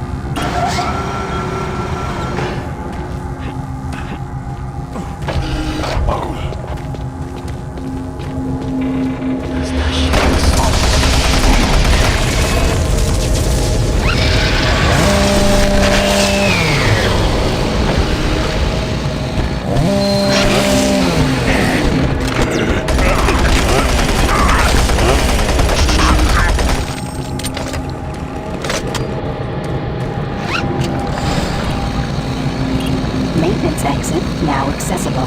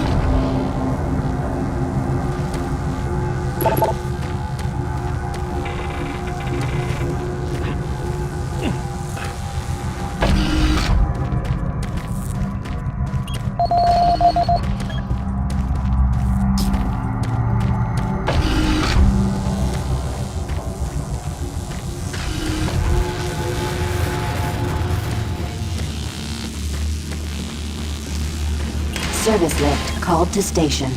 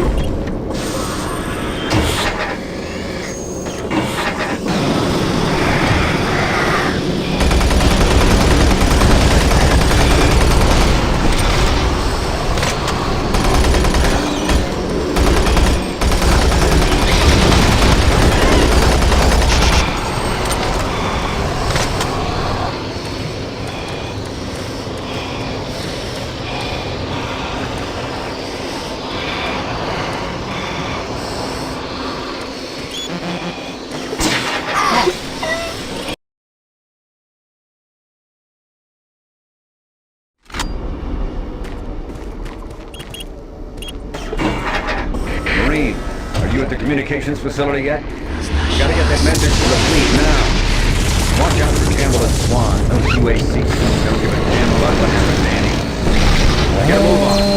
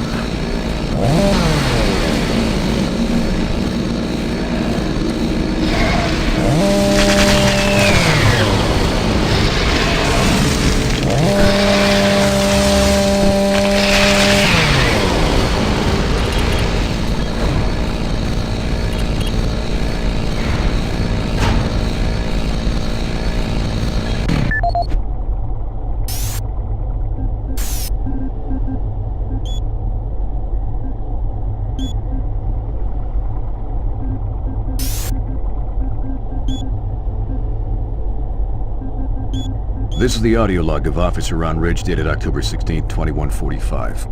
Recent transport tunnel accidents are causing...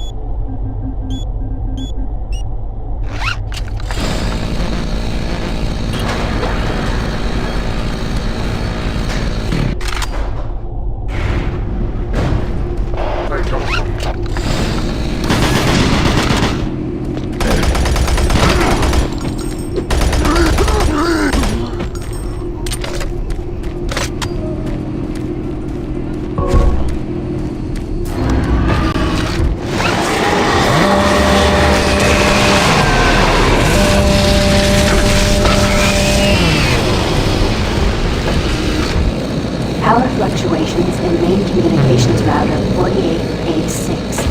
Attempting insulation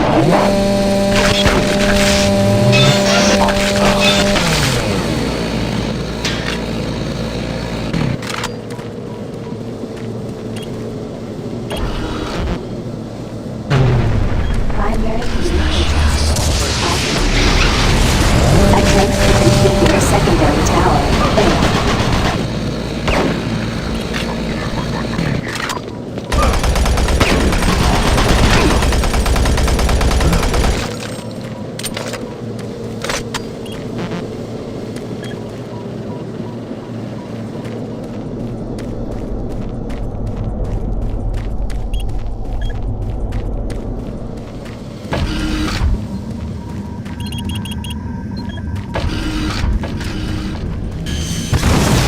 Communication system overload.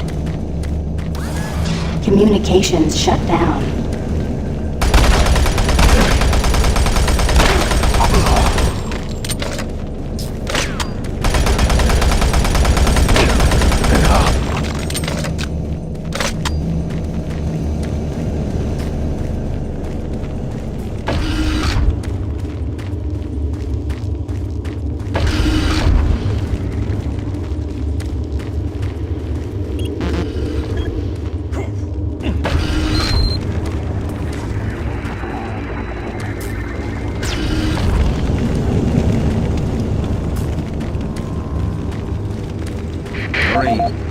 Delta System computers are showing all off-base communication down.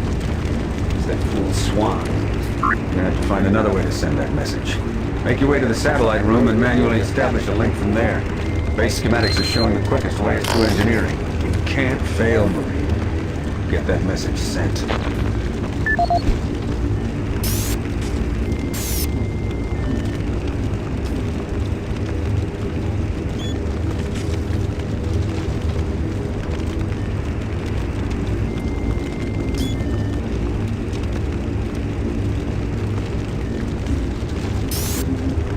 This is the audio log of Technician Seamus, dated October 16th, 2145. Our relatively new remote module replacement procedures are taking some time for maintenance technicians to adjust to. In the long run, it's a much safer, quicker, and easier method. Once a technician receives a call, he simply locates the problem module and gives a replacement command through the remote terminal located in the main comm block. This will initiate the replacement procedure as well as create a repair report, which notifies the repair team of an incoming module. Some minor repairs can be done on-site with normal equipment. I'm hoping the new system will need less and less use once the source of the recent power fluctuations is located and solved. The system is built to handle most other things with its automated recovery systems.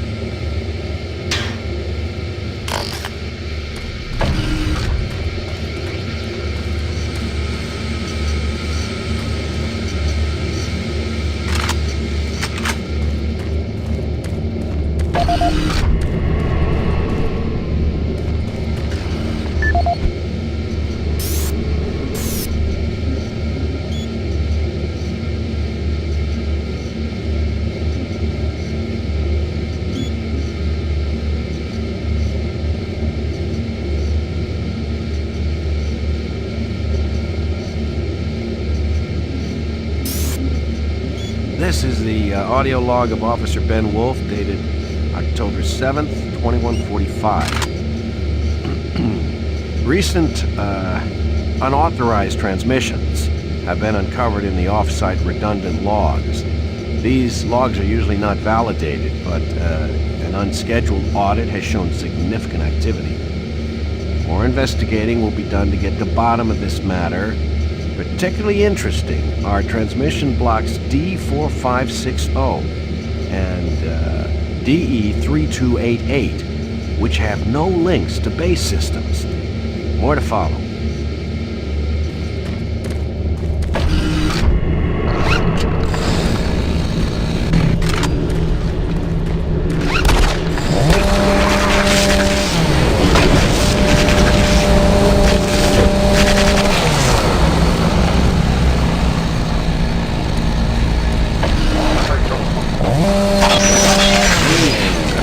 Of the invasion was from the main portal here in Delta. After you send that transmission, get here as quickly as possible.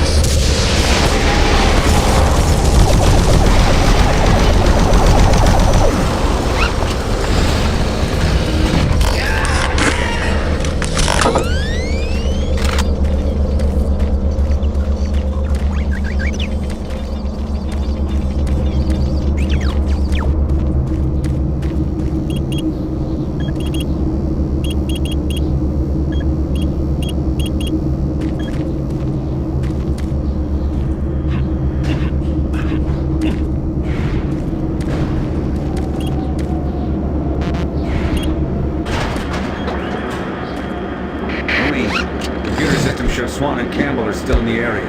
Watch out for them. Get that transmission sent.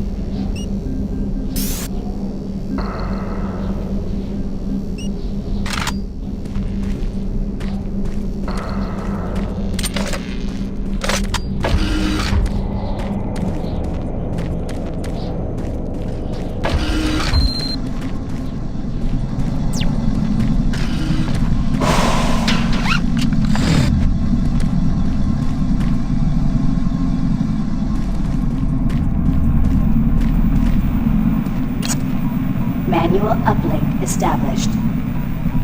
Marine, you hear me? Back off from that console. Do not call for reinforcements. We don't know what the hell is going on here. And until we do, this area remains under UAC control. Cancel that transmission. Satellite connection established.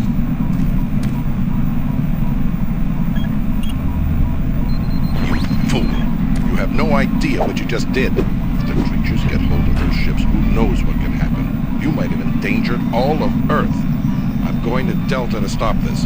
Don't get me. Transmission successful. Excellent work, Marine. Reinforcements will be here soon. I'll wait for you here at Delta. Get here as quickly as possible.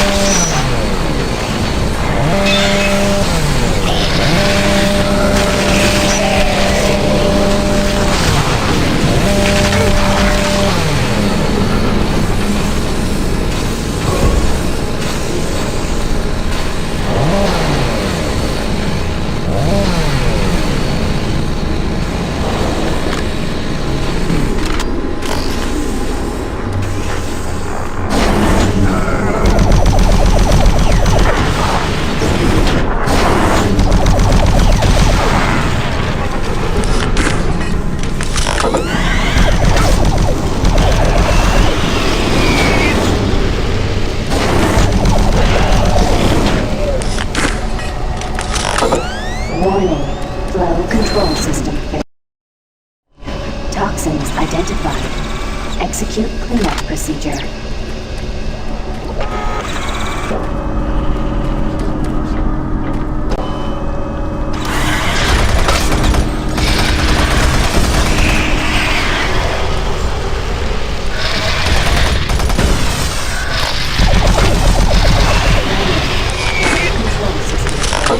Toxins identified. Execute cleanup procedure.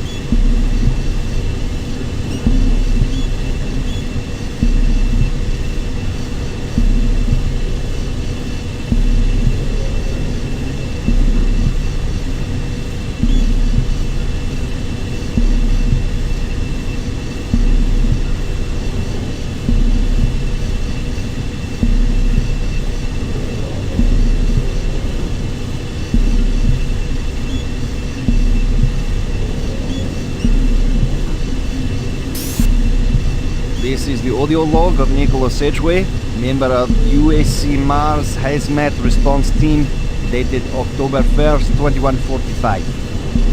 We have concluded that the Martian atmosphere is wreaking havoc on the exhaust valve seals in the standard number 5 disposal drums. The engineers cannot explain the high level of contaminants in our internal atmosphere. The air scrubbers and filtration systems all seem to be operating at normal levels, yet a small layer of particulate is making it into the storage areas. That is what caused the lockdown yesterday. EAP Director Charles Hollis informs me that the personnel won't be harmed by these contaminants in the air, but we've seen that they do cause a corrosive reaction when introduced to the rubber compounds used in the storage systems. Effective immediately, all number 5 disposal drums must be locked away in at least a Class 2 rated transport medium. Assessment ends.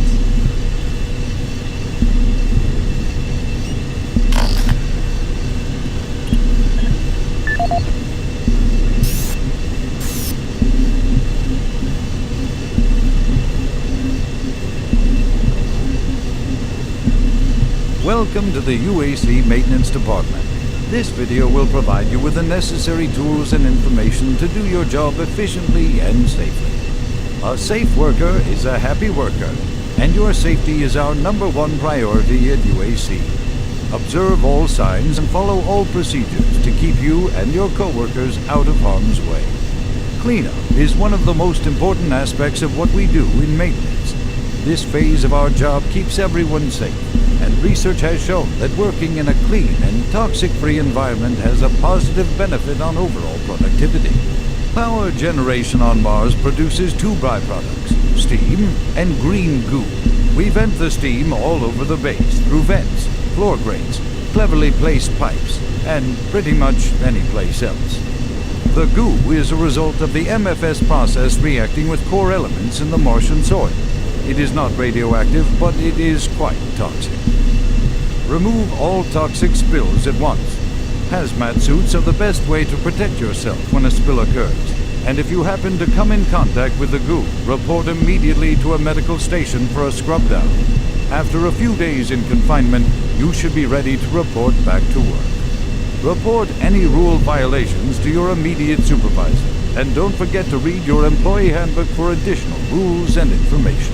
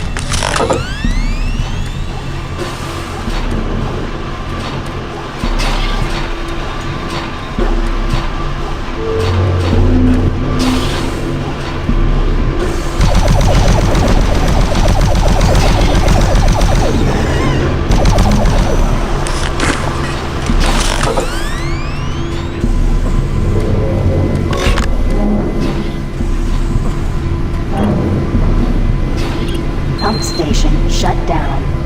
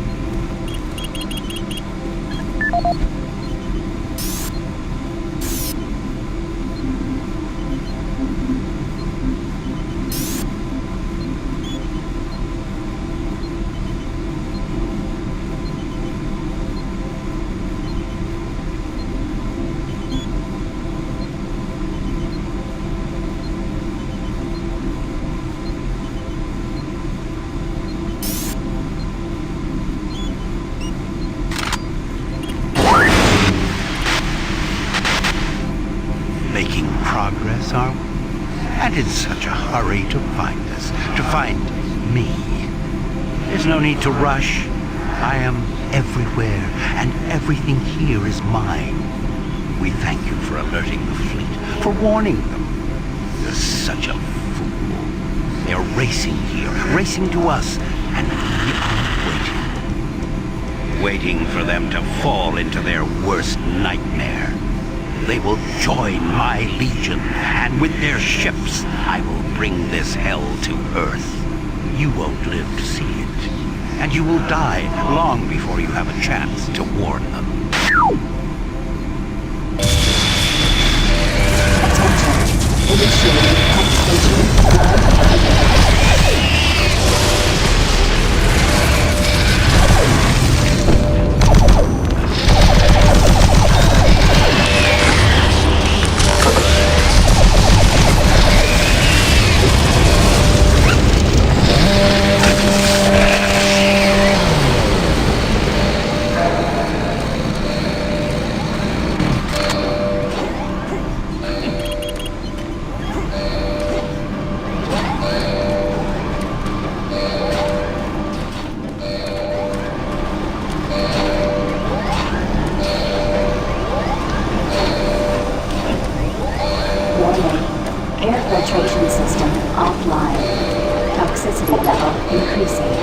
There's nothing left for you but a slow death as your lungs fill with toxic gases.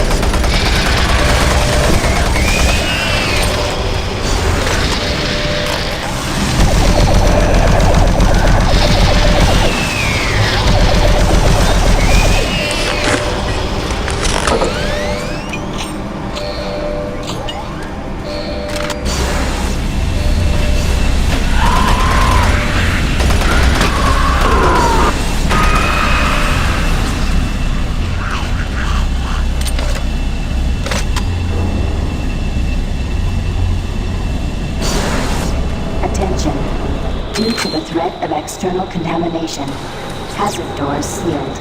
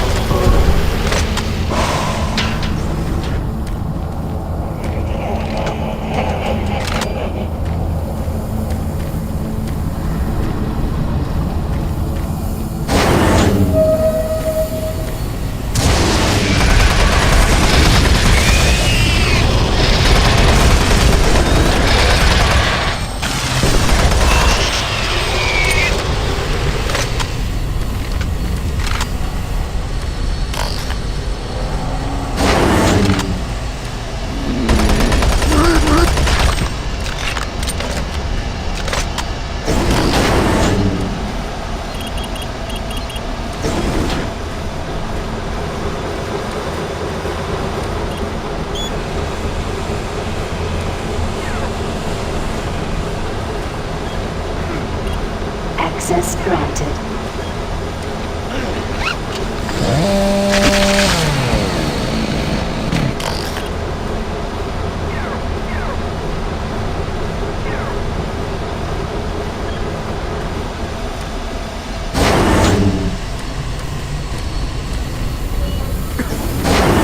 Destroy this.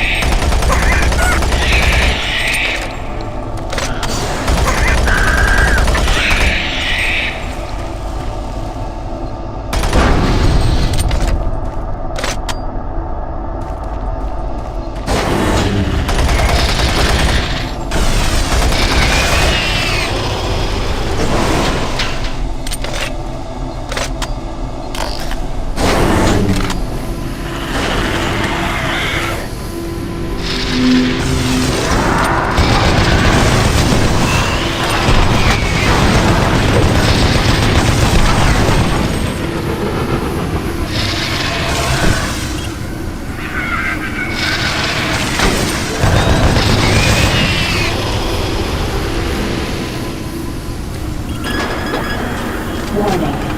Danger level orange. Unsafe toxicity level detected.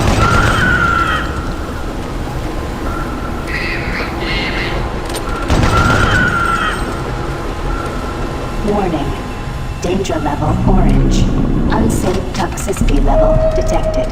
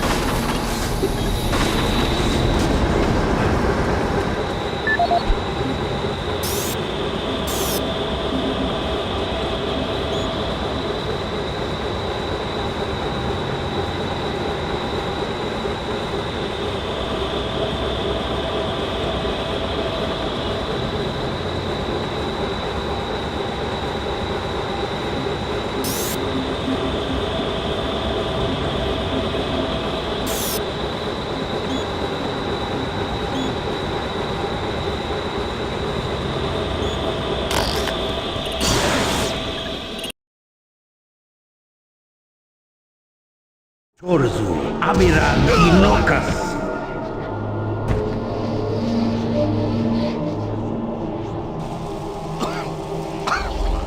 Rise, rise, Quas Mir Yalapan. There is no death for you.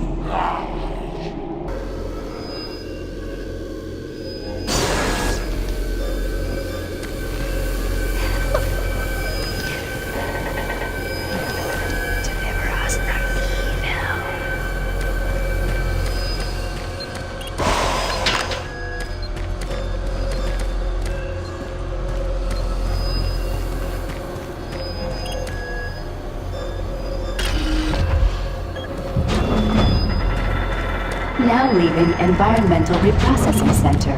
Next stop, Site 2. Who are you? What are you doing?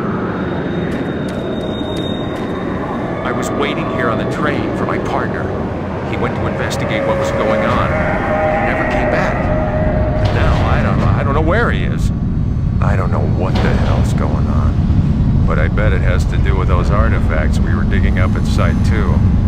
I bet they're somehow connected with those things in the Delta Complex.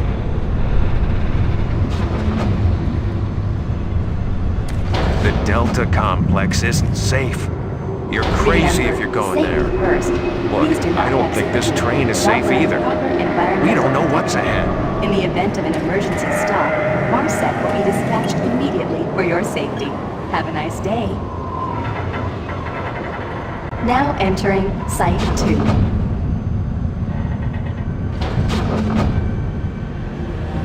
Warning, airlock malfunction. Please contact engineering to facilitate repairs. I'm Thank staying you, on the and have a train nice until we day. get to Delta. Then you're on your own.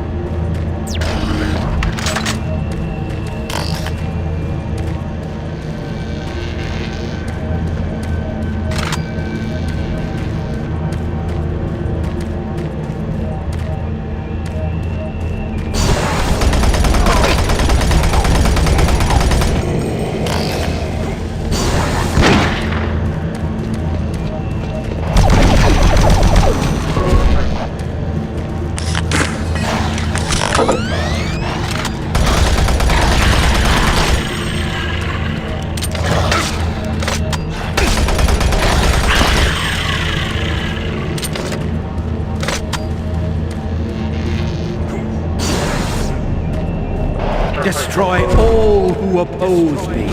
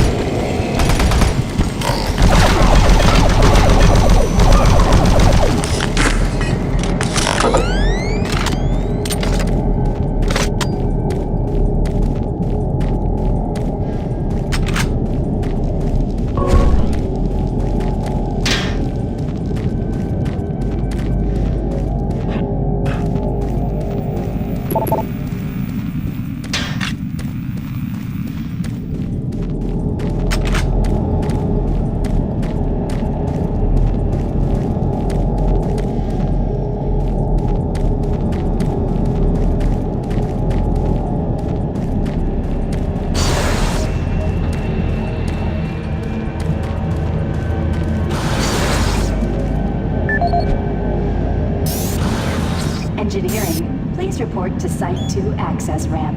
Airlock malfunction detected.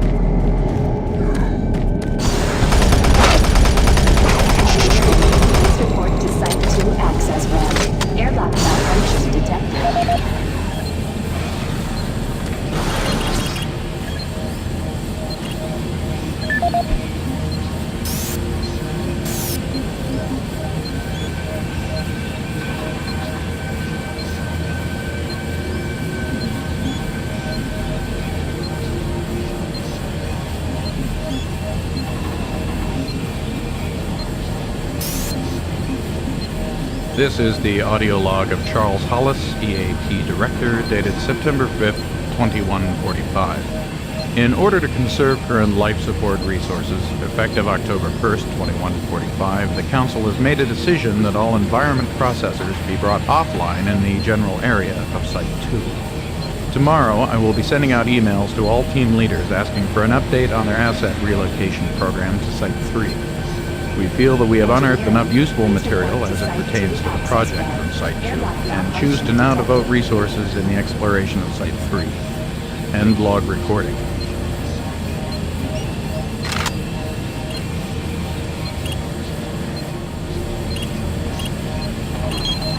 Airlock security override enabled.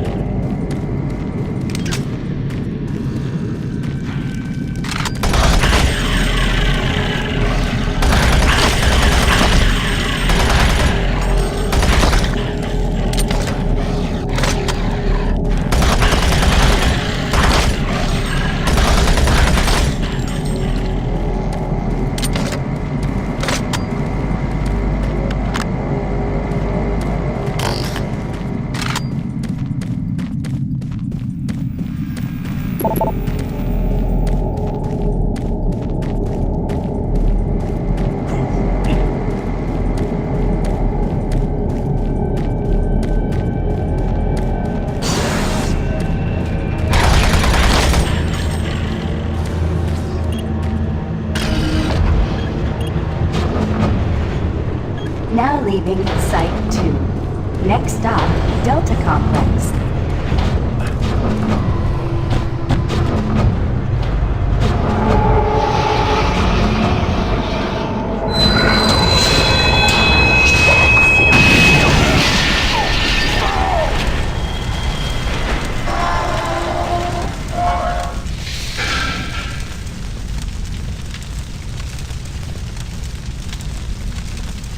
Engineering, please report to Delta Complex access ramp.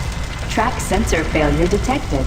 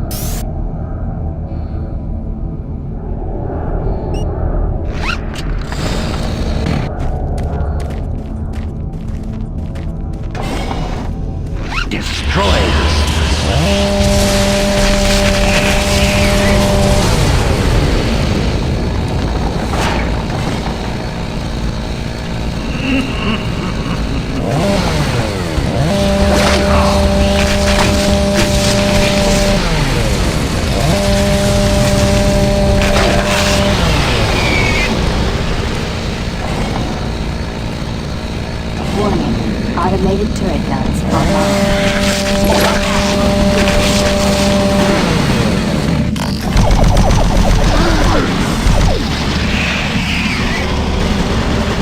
Warning. Automated turret guns online.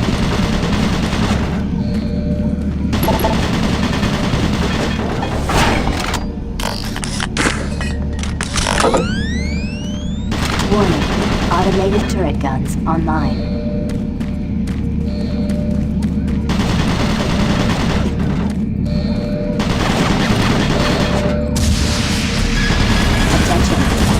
Turret guns offline.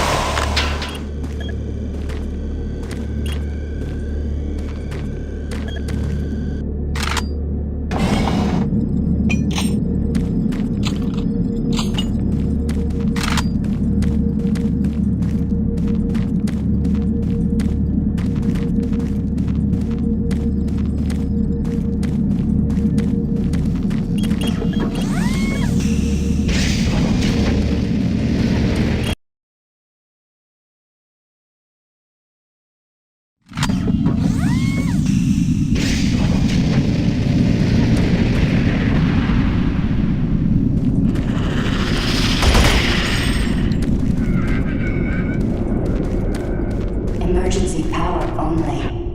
All Delta operations suspended.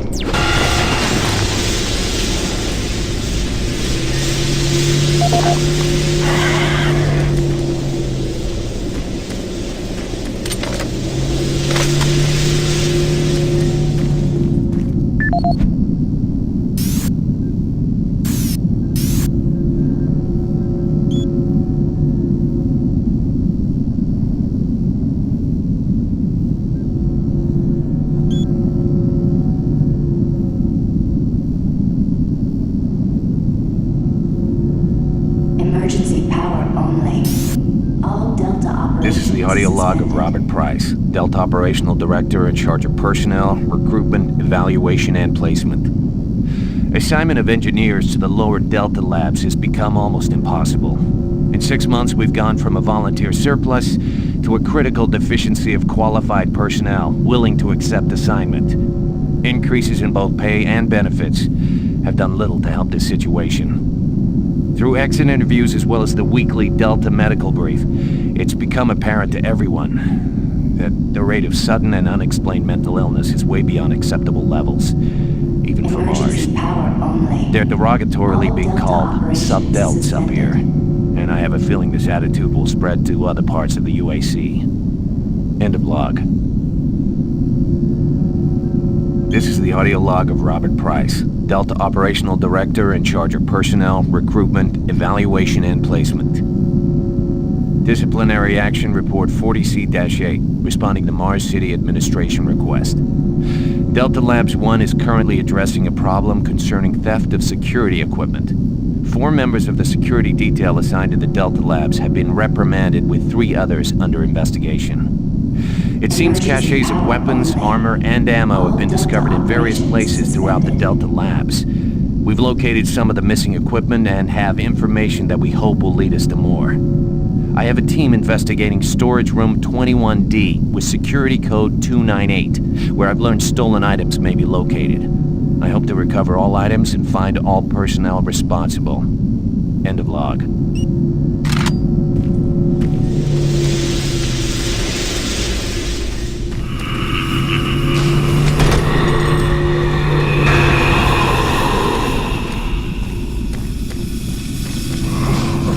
Emergency power only.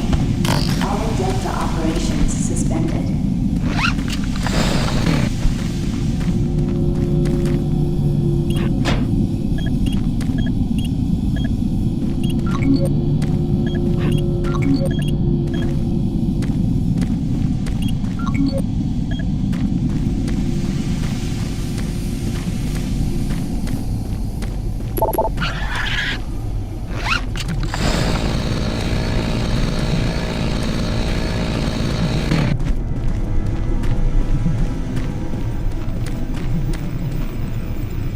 Emergency power only.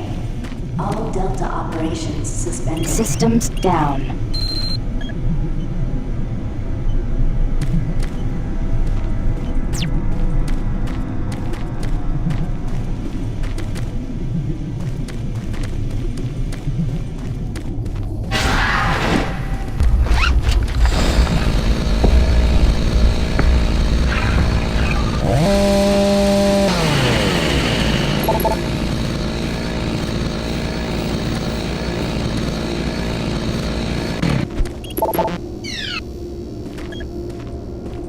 Emergency power only. All Delta operations suspended.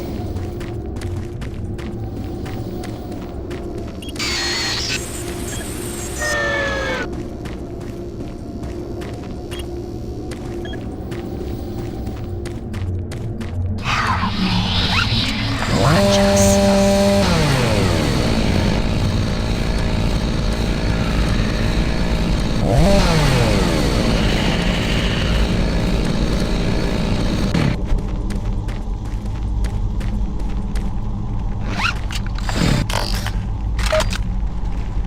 Emergency power only.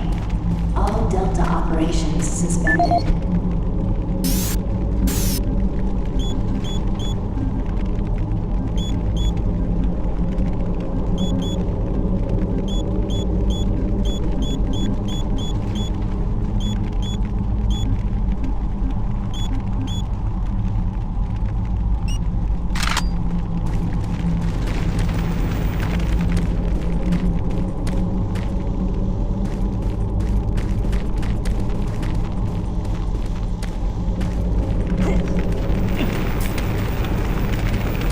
Emergency power only.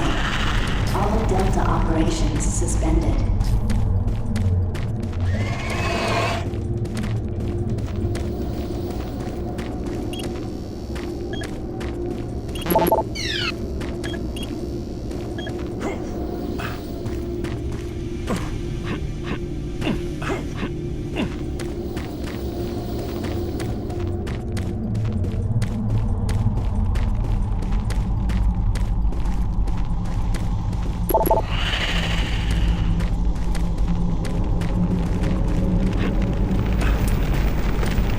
Emergency power only.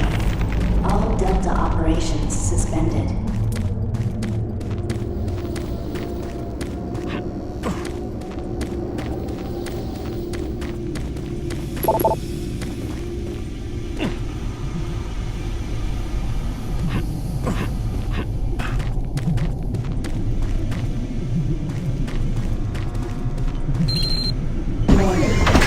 Reactor core offline.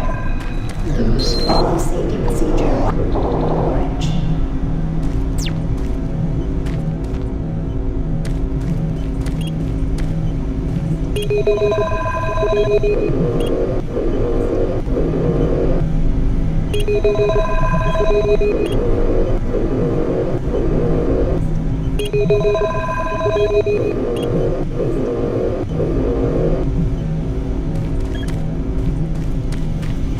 Video link up requested. Connection established. Please follow safety procedure. These things aren't always what they seem.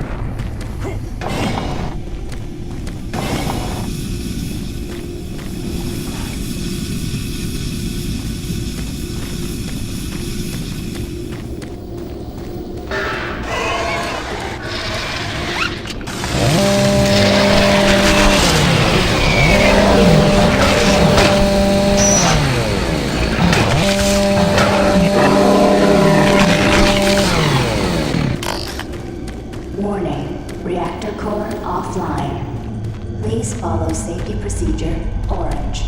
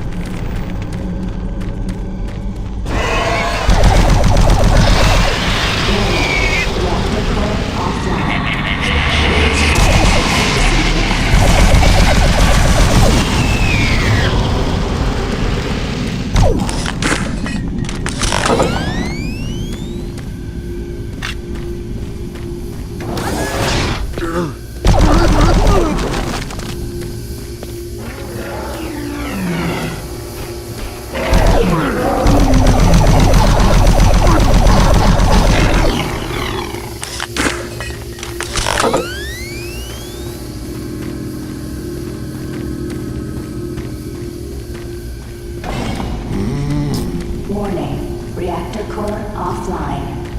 Please follow safety procedure orange.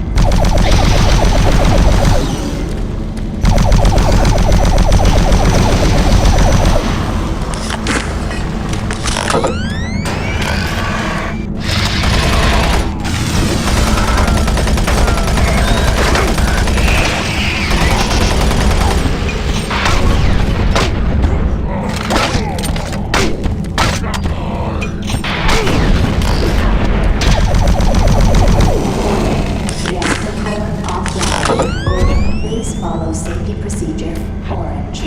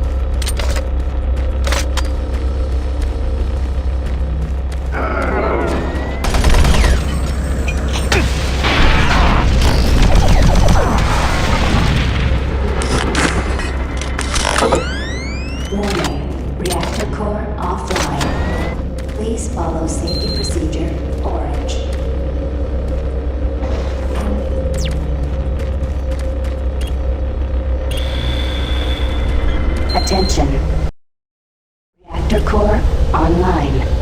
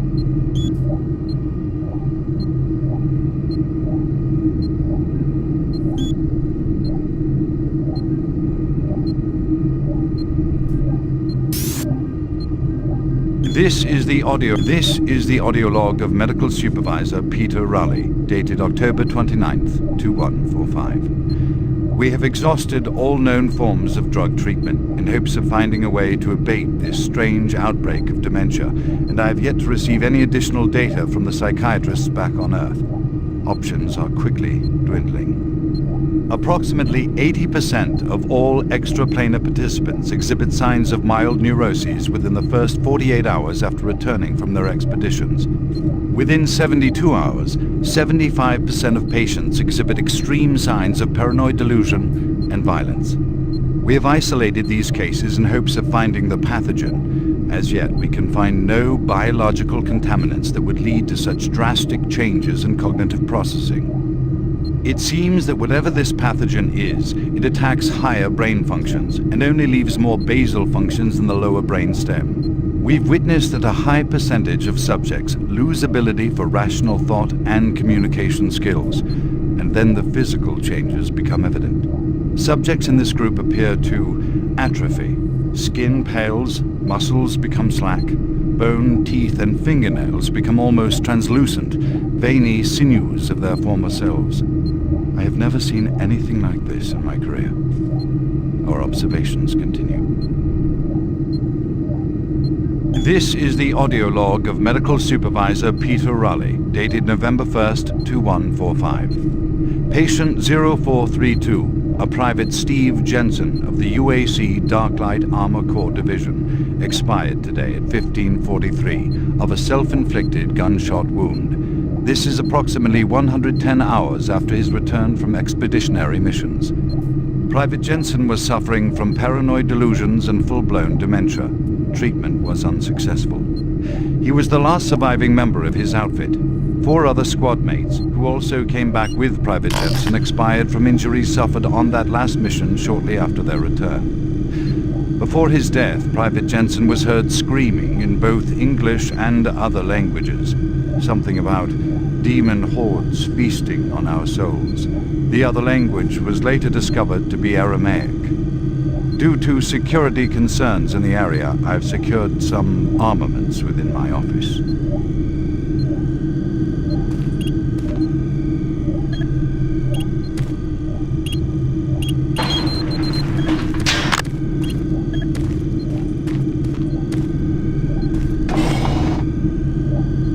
Making progress, Marine?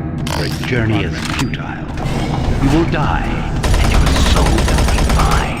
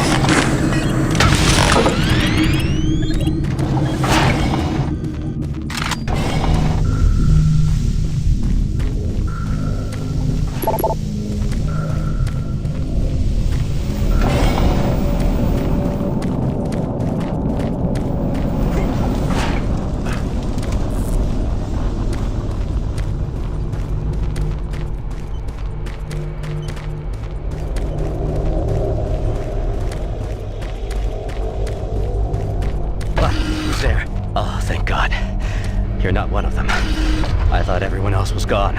I was part of this. I helped them. The madness of opening to another dimension. Look, we don't have much time. We let it through. The evil. The protective stabilizer on the portal just failed after Betruger took the device. It was an artifact we had found in the ruins. He took it into the portal, and hell followed him out. You have to help me first. I'm going to try to get the teleporter systems running again. The areas are destroyed around us, so it's the only way through this part of the complex. You need to find me a working plasma inducer. It's all I need to get the teleporter working. You can look for it in operations. I have a security clearance. I'll unlock some doors for you. There. We don't have a lot of time. Please hurry. Don't have much time. Get that plasma inducer, quickly.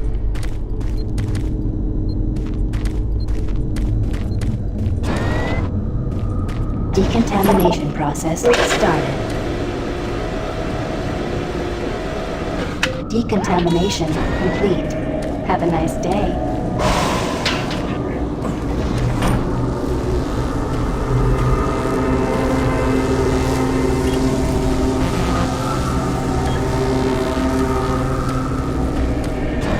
Decontamination process started.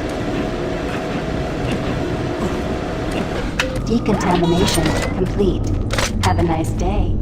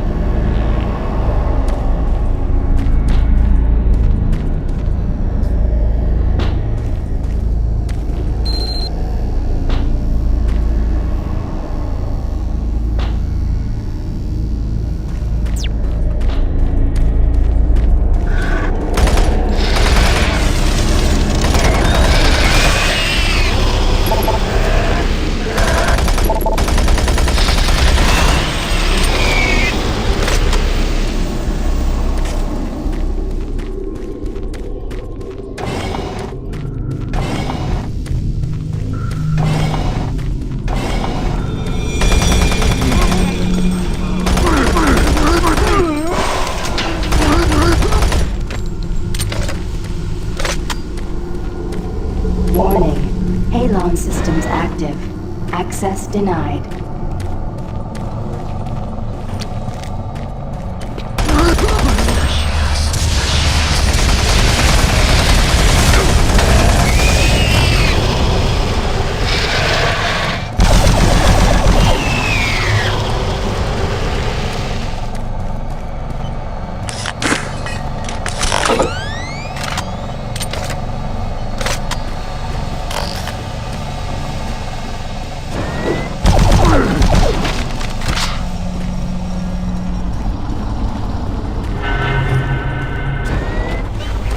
Medical report 16-8, dated November 2nd, 2145. Patient 043, Private Steve Jensen, UAC Darklight Armor Corps Division, expired yesterday at 15:40. Jensen was suffering from paranoid delusions and full-blown dementia. Treatment was unsuccessful.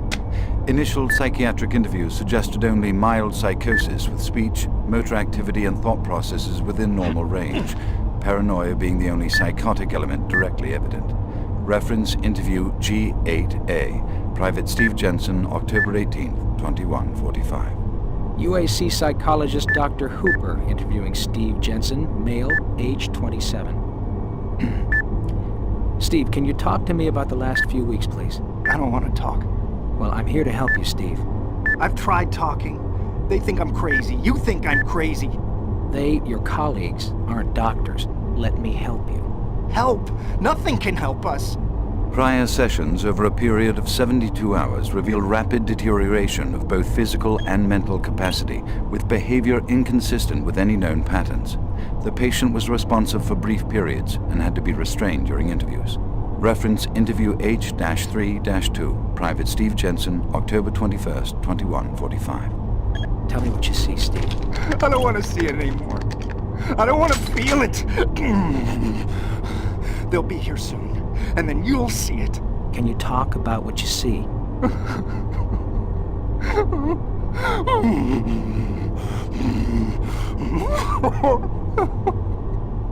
Steve?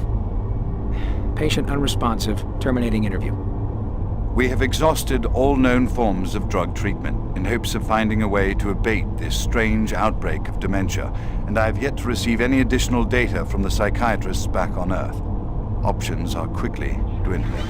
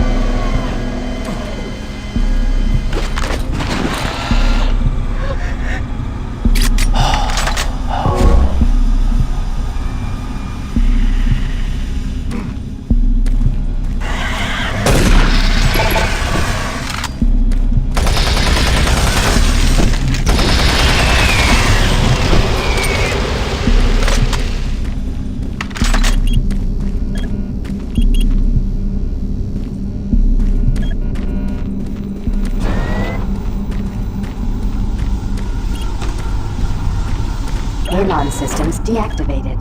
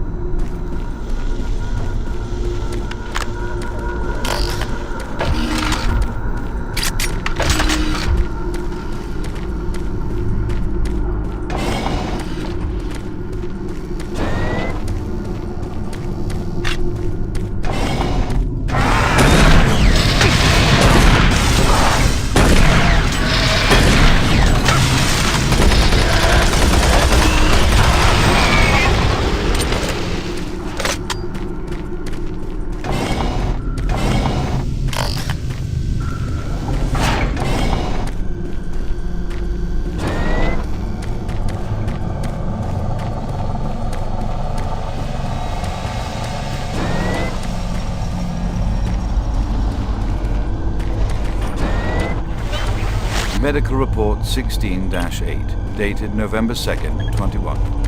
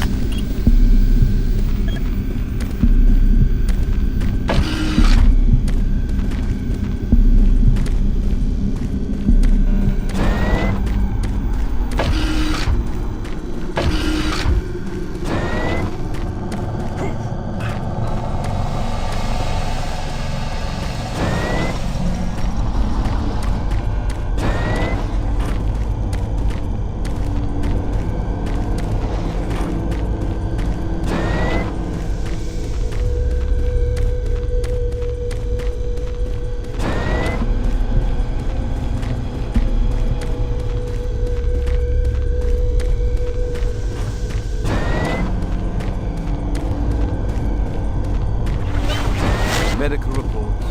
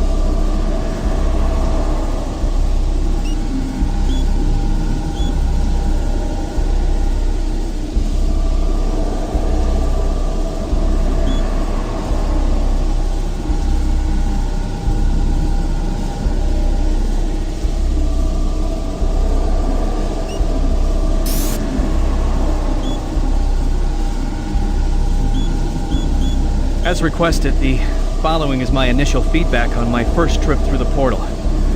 Private First Class Frank Cinders, dated October 15th, 2145.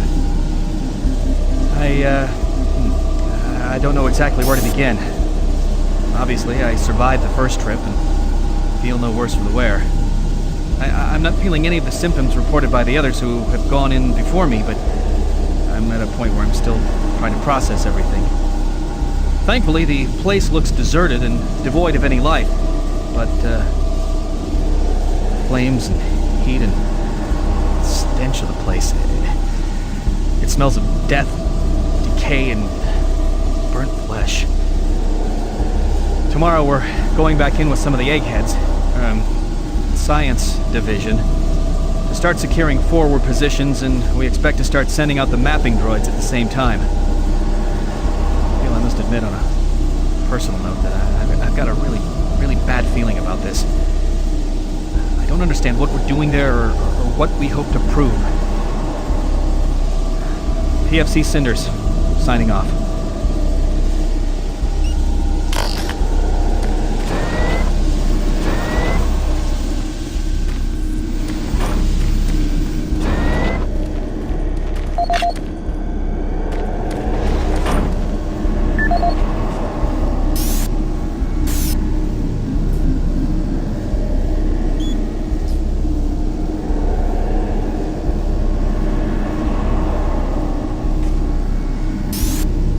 Audio log for Phil Wilson, medical technician, Delta Labs, October 20th, 2145. Today I witnessed the third test of the teleporter in the 3 weeks that I've been here. Volunteers are becoming harder and harder to come by, and it isn't difficult to see why. They all come back screaming like loons about demons, pools of blood. It's real fire and brimstone stuff. At first I wasn't paying much attention, just doing my job, but the last was Robert Clayton. Now, I met him my first day here. This guy chews up rocks and spits out gravel as tough as they come. Having to sedate him and drag his drooling body to the isolation room, it's really freaked me out. I'm gonna put in for a transfer as soon as I'm able.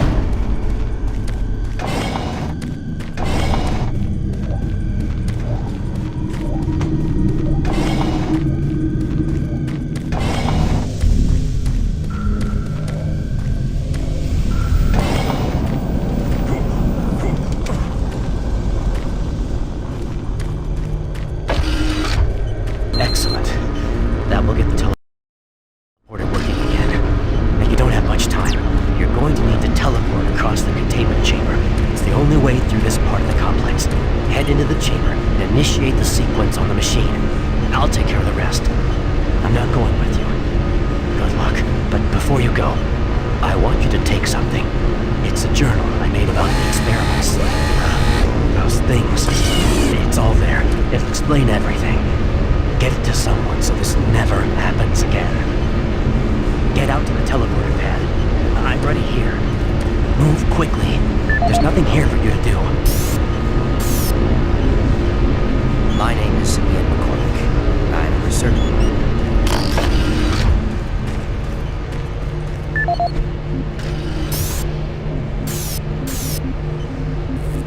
My name is Ian McCormick, and I'm a research specialist stationed on Mars, working for the UAC.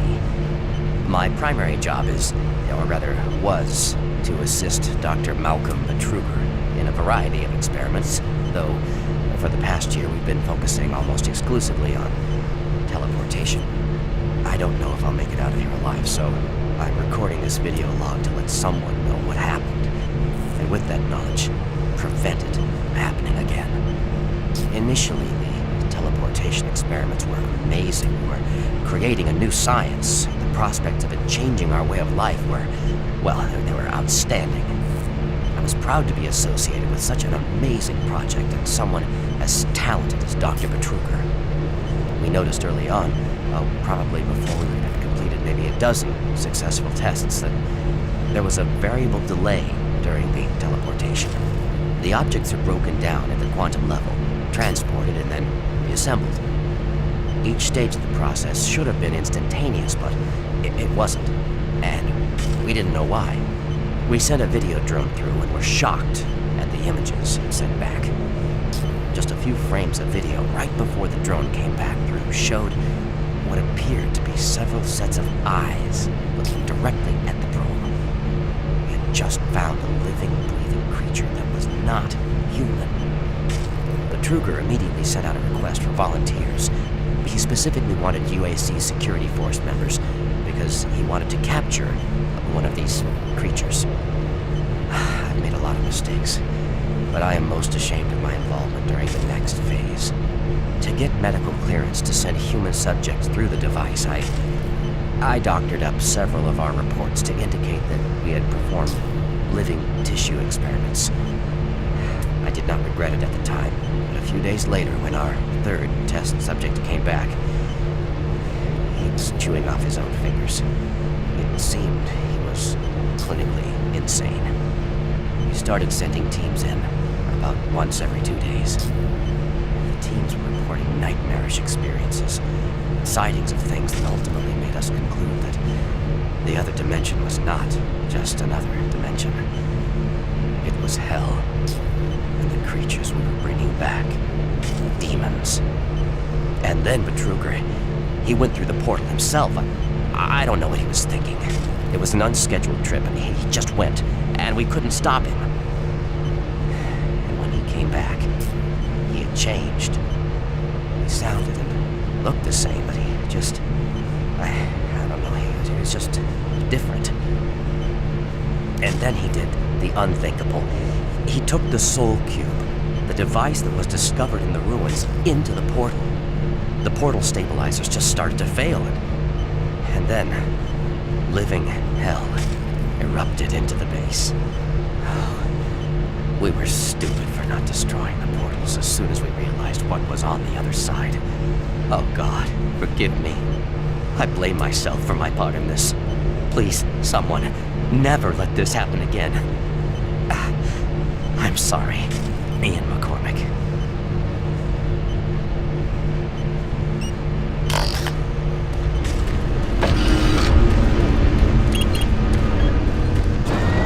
Decontamination process started. Decontamination complete. Have a nice day.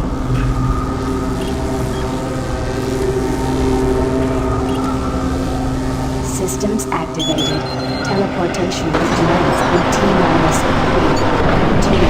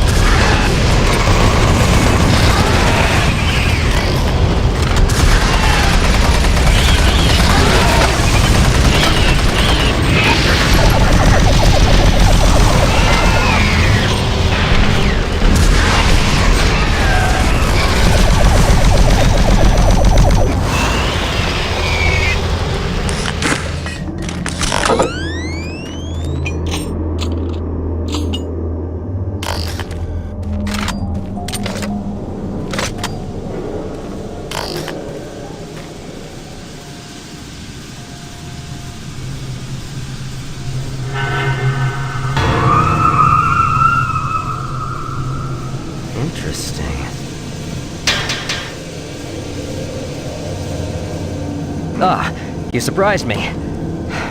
I'm glad to see you. I would have hoped they would have sent more than just one guy, though. I've been studying one of the specimens we brought back to see if there's something physiological that would be a weakness, a way to stop them. I found nothing so far. Haven't had enough time. I'm gonna stay here and keep looking. It's the only thing I can do. There are combat supplies in the storage cabinet in the next room. The code is 624. I hope you can use it.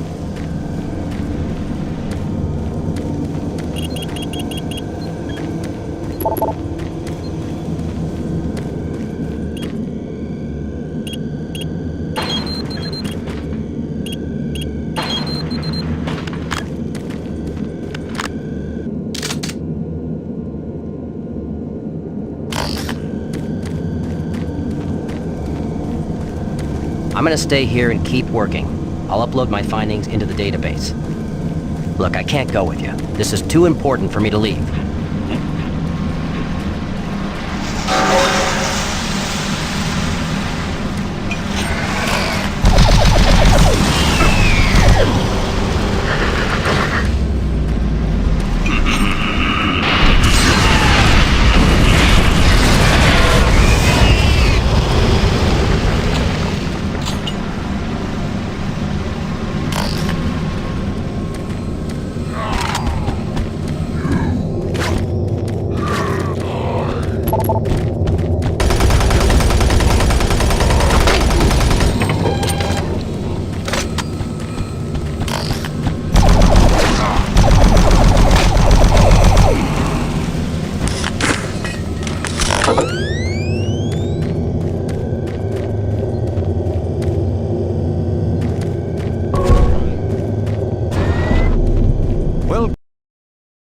The Delta Complex Stasis Chambers. This facility was constructed to house and study the extra-dimensional beings, which were recovered during some of the first teleporter tests originating from Delta Level 3.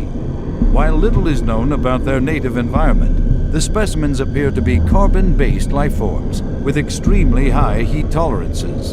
The epidermal tissue is extremely resilient to abrasion or incision, which has complicated internal studies. Observational studies have shown incredible strength and agility, as well as the ability for some specimens to manifest and control cohesive plasma masses. The method by which these plasma masses are created is yet unknown. It is believed that the specimens possess a rudimentary intelligence and social structure, as was demonstrated during the first tragic expeditions through the portal. While the cost in human life has been great in acquiring these specimens, we hope to one day complete genomic mapping and begin to answer the many questions we have about these entities.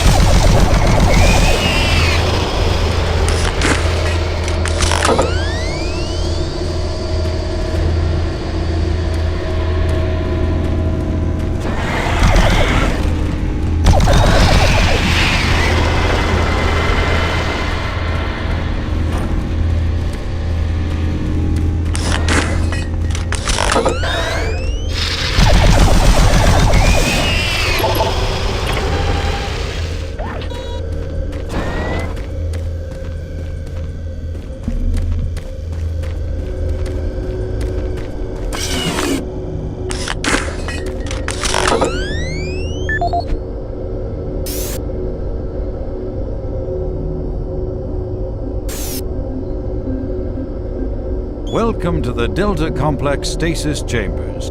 This facility was constructed to house and study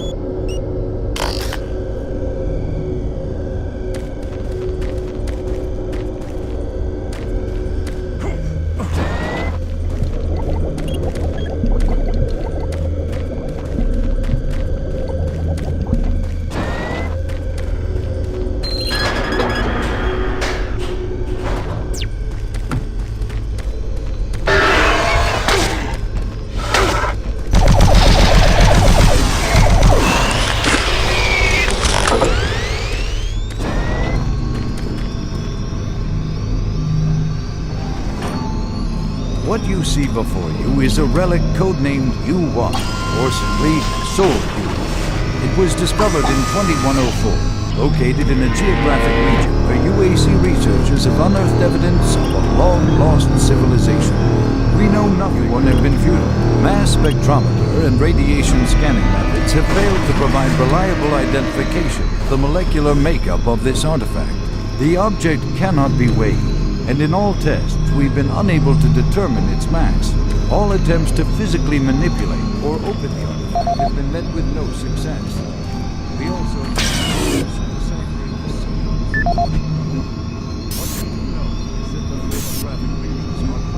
What you see before you is a relic codenamed U1, or simply Soul U. It was discovered in 2104, located in a geographic region where UAC researchers have unearthed evidence of a long-lost civilization. We know nothing of this civilization other than they existed, and that they were all wiped out in some type of cataclysmic event, according to what we've been able to decode from stone tablets found throughout the ruins.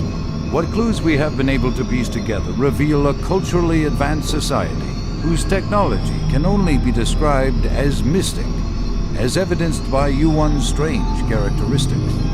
Efforts to further examine U1 have been futile. Mass spectrometer and radiation scanning methods have failed to provide reliable identification of the molecular makeup of this artifact. The object cannot be weighed, and in all tests we've been unable to determine its mass. All attempts to physically manipulate or open the artifact have been met with no success. We also have had no success in deciphering the symbols adorning U1. What we do know is that the thermographic readings are constant, unwavering temperature of 98.8 degrees Fahrenheit. Our research continues, and we hope that with continued investment and research, we can, one day soon, learn to exploit the technologies that make up U1.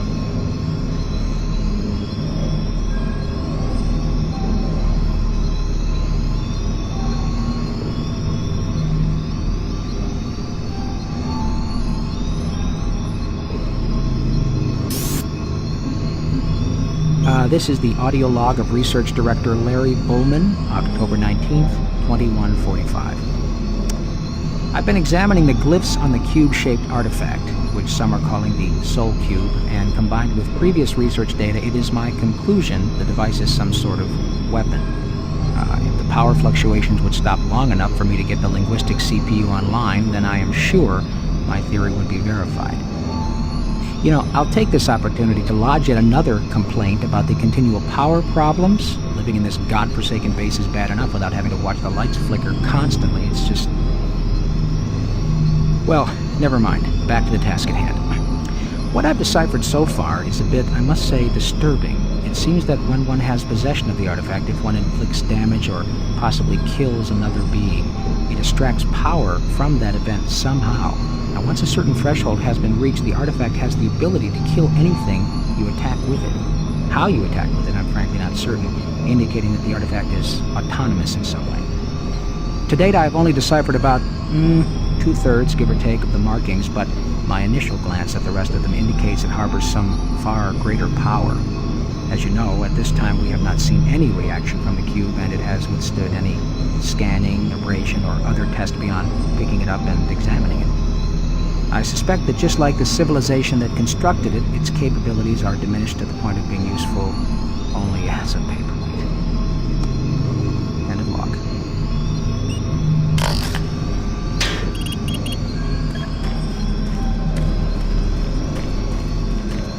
What you see before you is a relic codenamed U1, or simply Soul. I have the Soul Cube in hell, and you will never find it.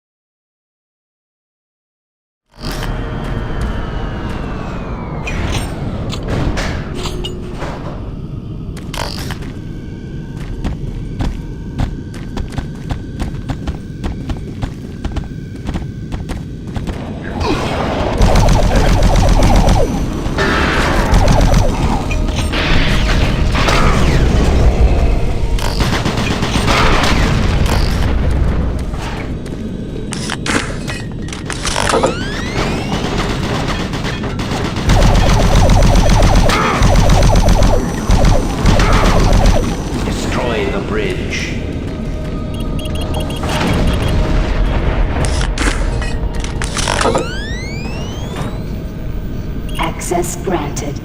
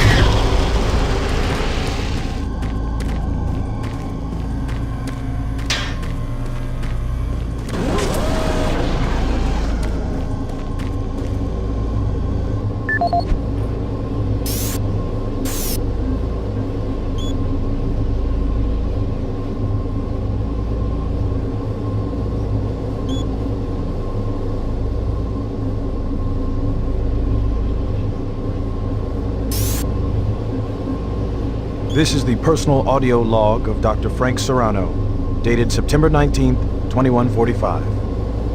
I've been brainstorming on Bertruger's thoughts about achieving sustained, uninterrupted transfers for the teleportation units. Currently, our systems can only build enough of a charge to have the portals open for approximately 10 to 15 seconds. It's enough time to get a team through, but not enough time to send in some of the heavier equipment. Engineering in the Inpro facility informed me that we can theoretically boost the active portal time to 45 seconds quite easily. But this will require rerouting power from central processing, and we just can't afford the downtime. Power requirements for this system are astronomical. We're sucking power from 3 veins in Inpro just to power Chamber 1. I have no idea how we can sustain transfers for longer than 60 seconds without giving serious thought to reorganizing the teleport power grid. I'll sleep on this. This is Dr. Frank Serrano signing off.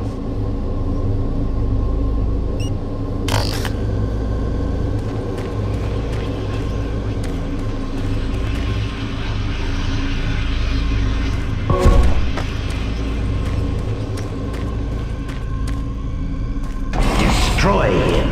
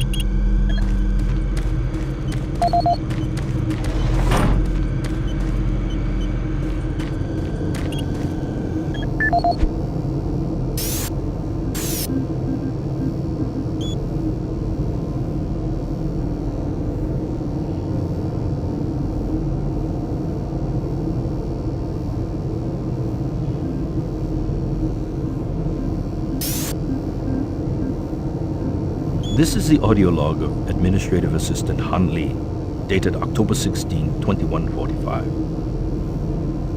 Why is it that I keep getting the crummy jobs? Armor Corps 1st Platoon and 1st Science Team were completely wiped out this morning on their second excursion. and I am the one charged with writing up the reports and sending this information back to Earth and next of kin. So here I am. First cup of coffee for the day. 5 hours of sleep the night before. No shower. And I have 20 dead bodies to fill out paperwork on.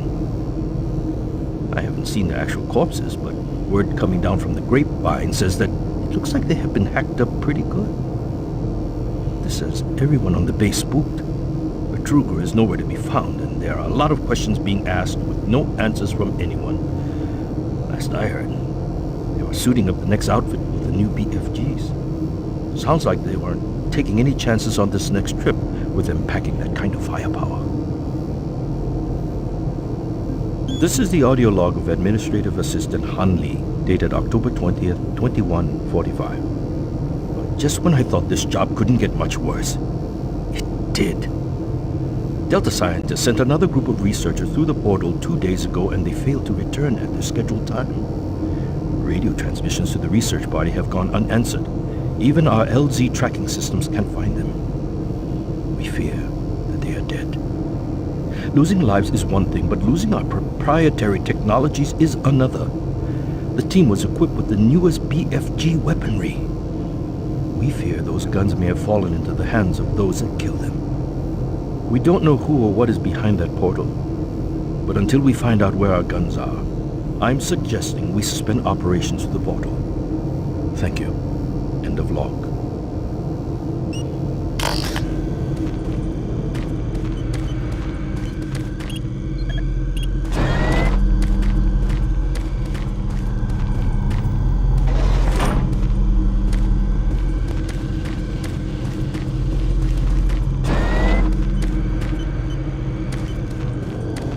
Decontamination chamber sequence initiated.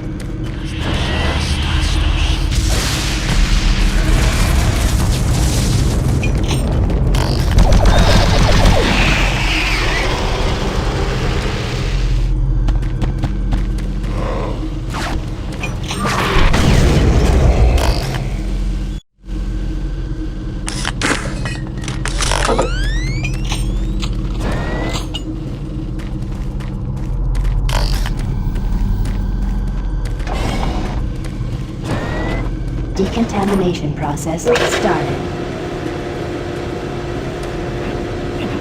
Decontamination complete. Have a nice day.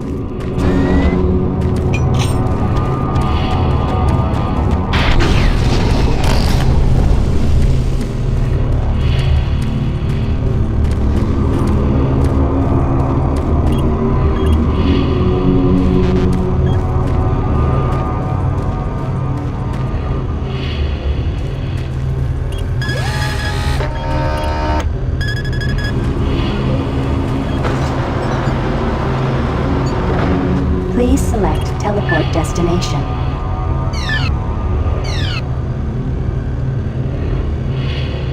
Pad 1 selected. Pad 2 selected.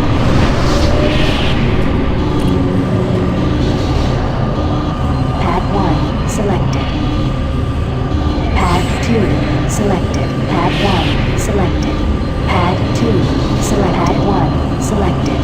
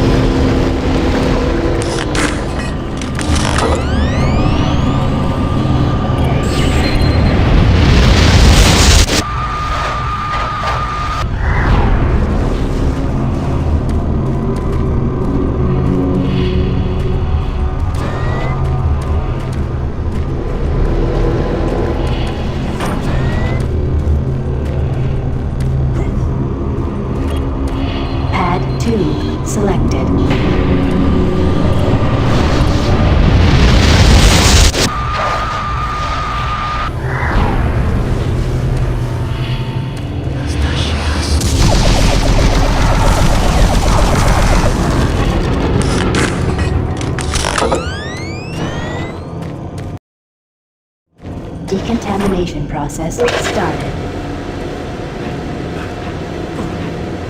Decontamination complete. Have a nice day. My patience with you is wearing thin.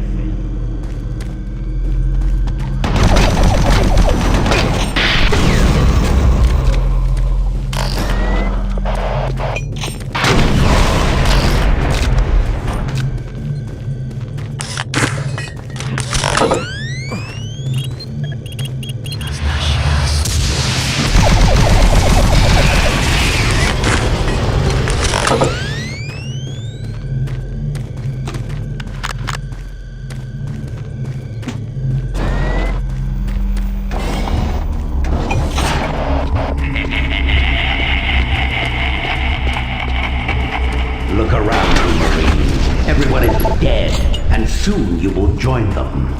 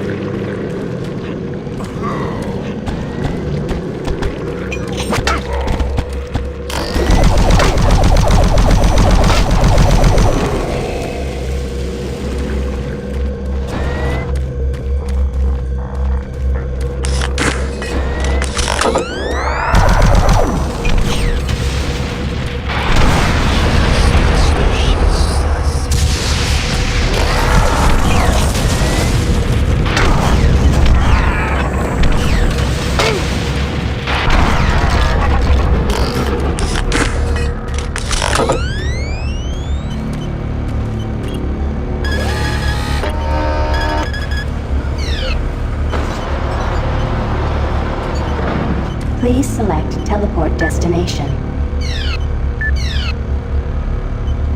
Pad 3 selected. 2 selected.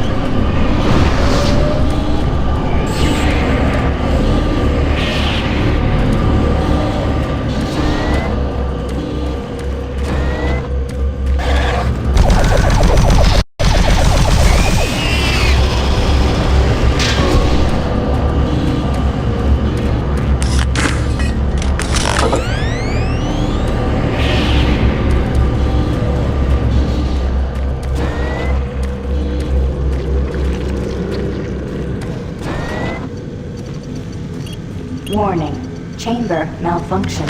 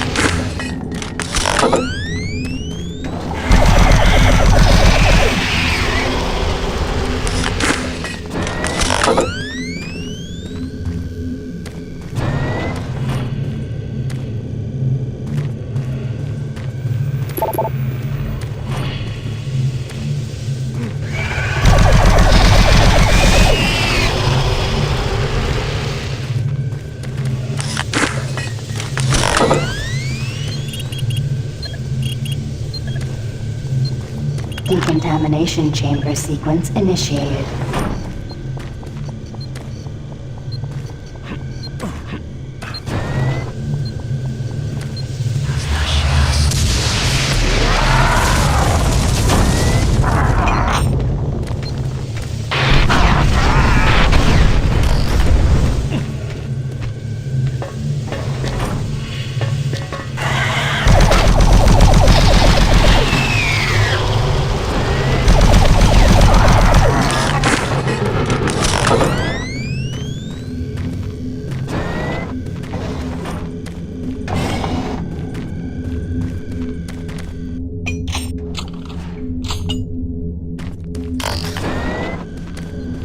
Decontamination process started.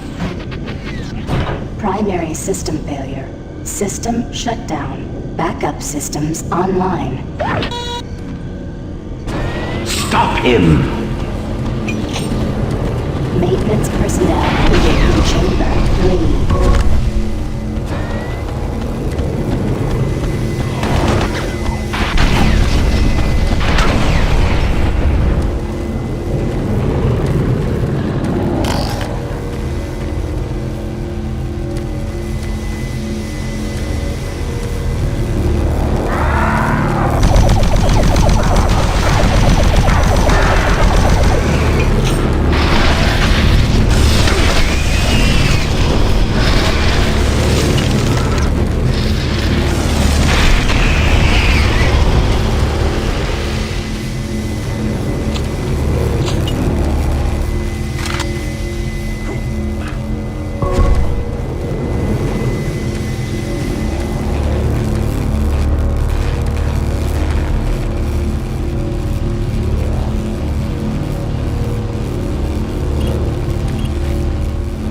Pad 2 selected.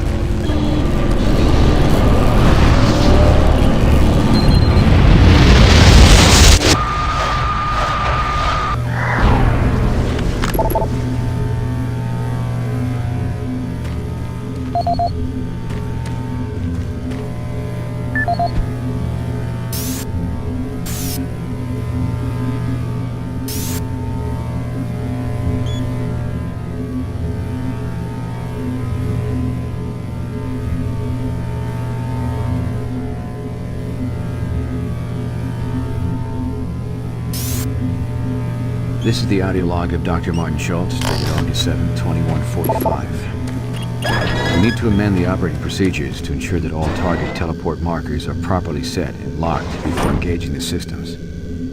We had a tragic accident today in Chamber 1 that led to the death of Susan, one of our female chimps.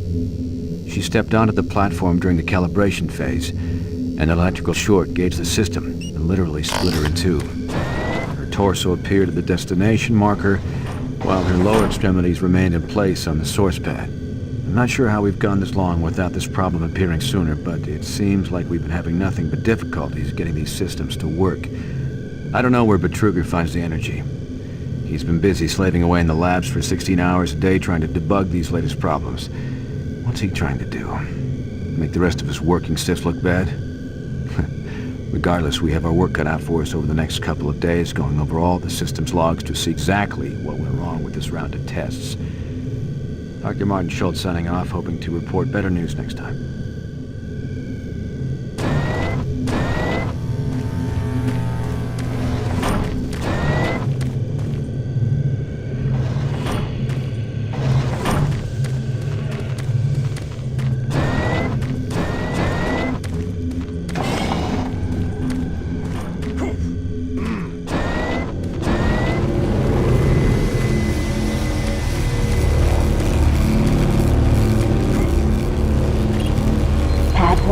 Selected.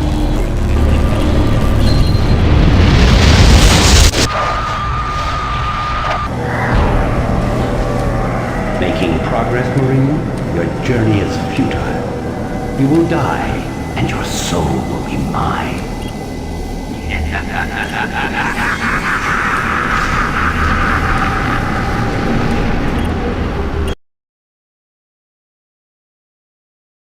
You will never find the thing you seek.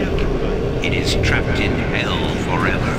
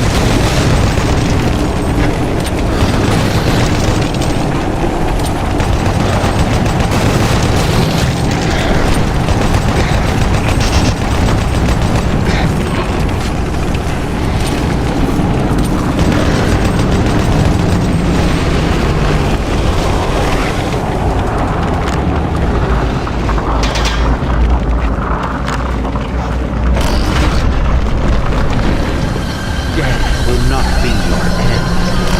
Your soul will burn in hell forever.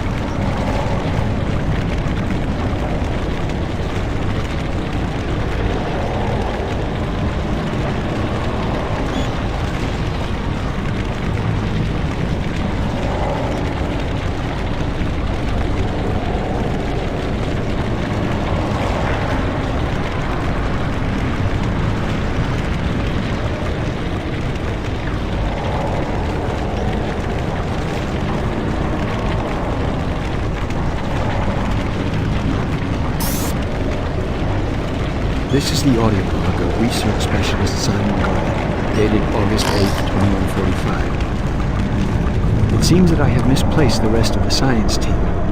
I don't know how it happened. This place... well, I don't know what this place has done with them. One moment there, I'm taking samples, and the next thing I know, I turn around and everyone is gone. There 1 second, turn around, and they're gone. I can't raise anyone on the comlinks. The only signs of the team I can find are tools and other personal effects that seem to have been left behind. Almost as if they had stopped working midway through running experiments.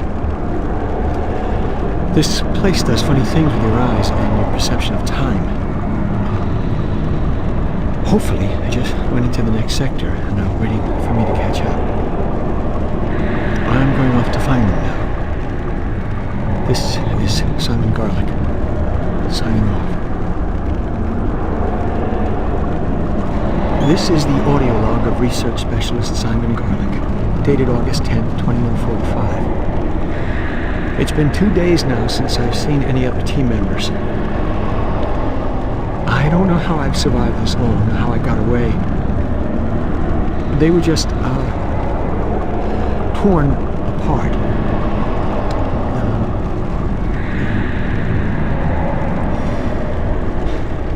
They could only be described as demons. I have never seen such a big thing move so quickly.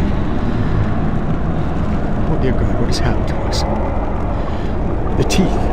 That's the last thing I remember seeing. teeth, the sounds. Words cannot describe. I'm sure it's just a matter of time before they find me again. I'm convinced they are toying with me, allowing me to stay 2 steps ahead of them. I can see them in the shadows sometimes. Why do they taunt me? I'm not sure how much longer I can. I'm shooting at shadows here. And every moment I feel them creeping closer toward me. Oh God. Oh God, we should never have...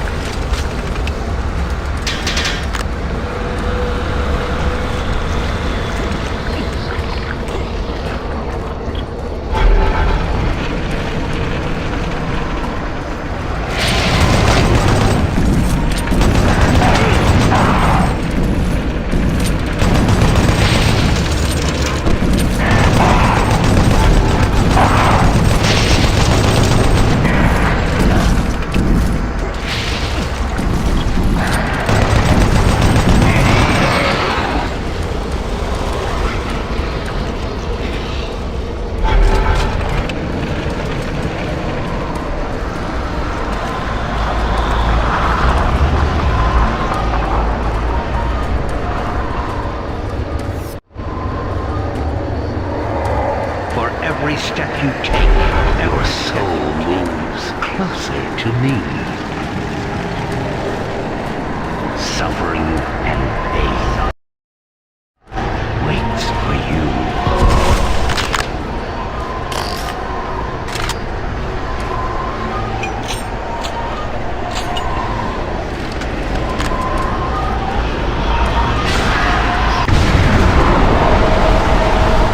Save us.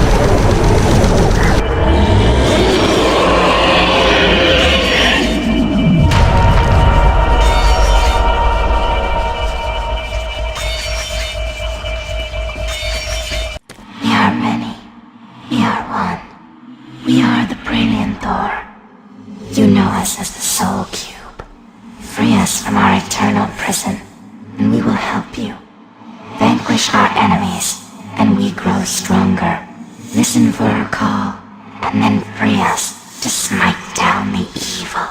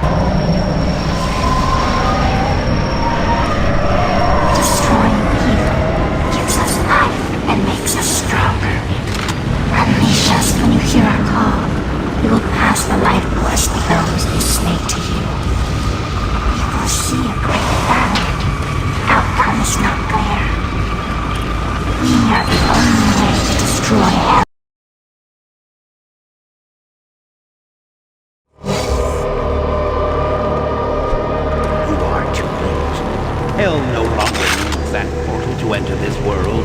The invasion we saw was only the first wave. The Hell Gate is capable of sending millions of my children into your world. Soon, from Earth and their ships, we will bring this hell to Earth.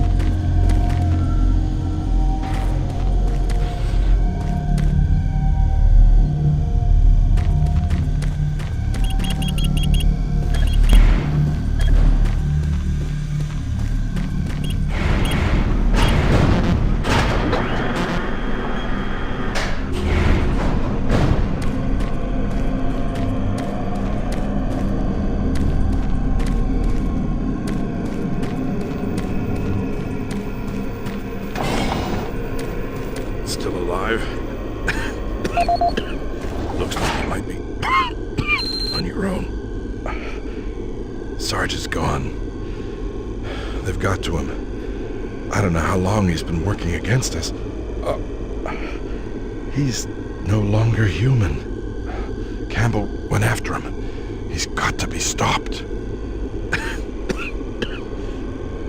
Hell is breaking through in the caverns.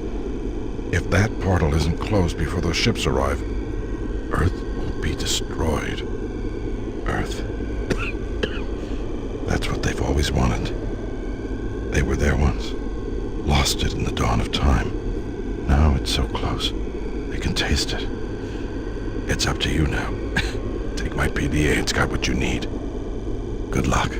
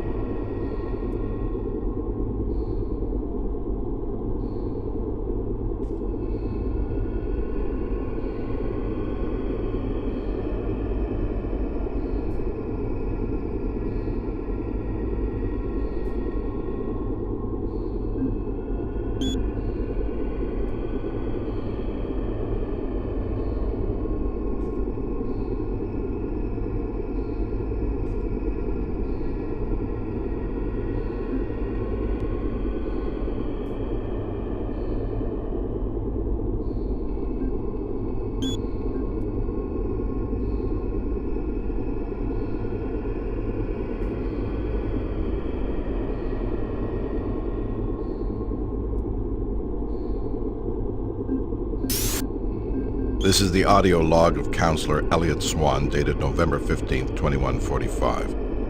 This entire research facility is in chaos. There's at least a 90% death rate among civilian personnel. Whatever Betruger unleashed is literally consuming the base. People have been turned into some sort of undead creatures that are relentless. Campbell and I are making our way towards the communications facility. We must stop all communications. If a distress call leaves the base, then everyone here and on Earth is doomed. This is the audio log of Counselor Elliot Swan, dated November 16, 2145.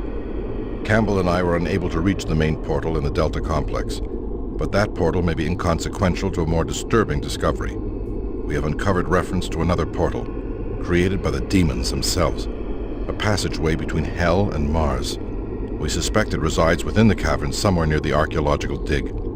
The fleet is on its way. Campbell and I will attempt to move there and somehow either shut it down or destroy it. That hellhole must be closed before the fleet arrives.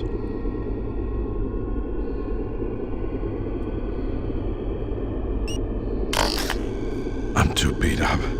I'll slow you down. I'll try to make it out on my own.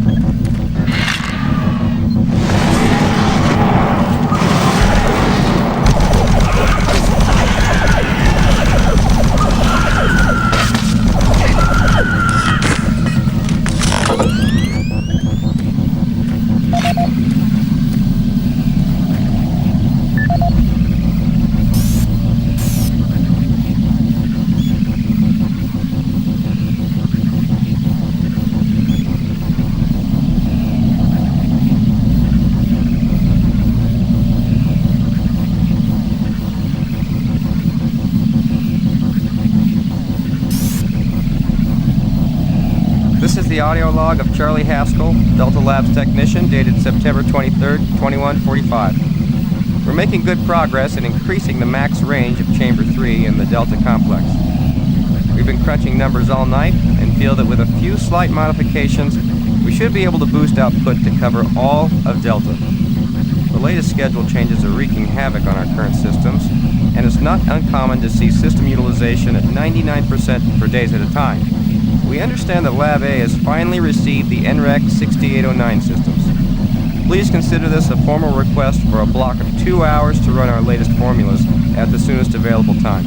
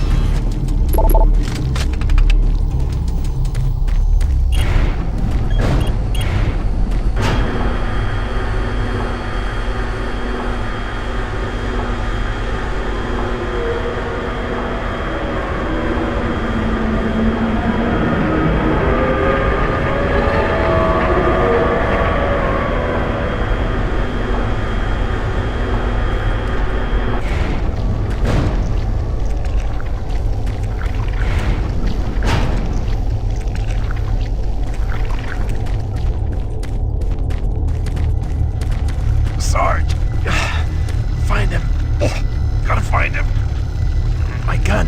He's got my gun.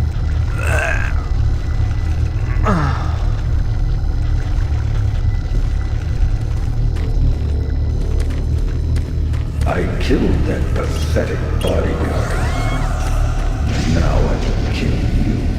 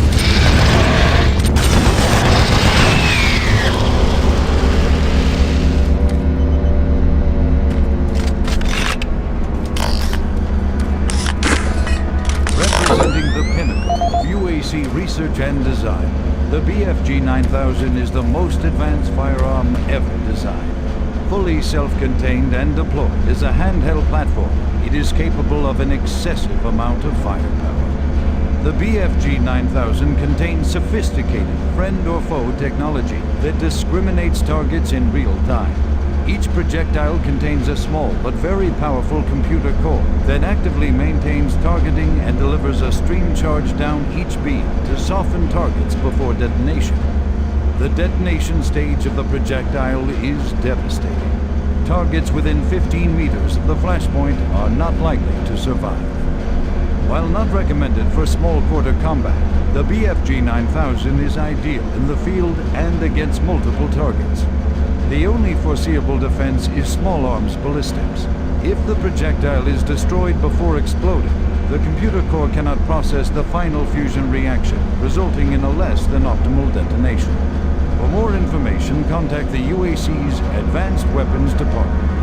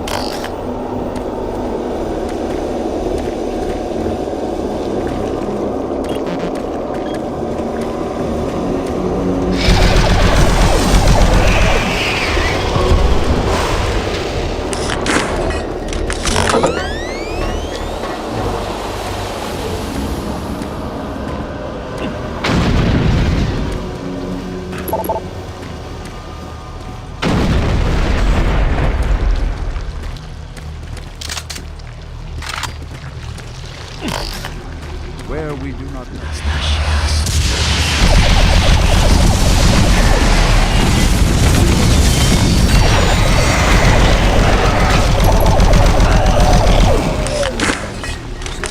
Standards in both discovery and analysis. The UAC is proud to showcase the latest findings on 4 unique tablets. These tablets were originally discovered in the dig site under what has become known. Are you sure you killed them? What? You have the soul cube, just like in the carvings I've been researching. If I'm correct, that cube is our only chance to stop this. No time to explain now. You need to get to the caverns quickly. Take my PDA. It's right there on the desk. It's got security codes for the area, and my research logs on it. It'll help. I can't go with you. I need to finish my work here.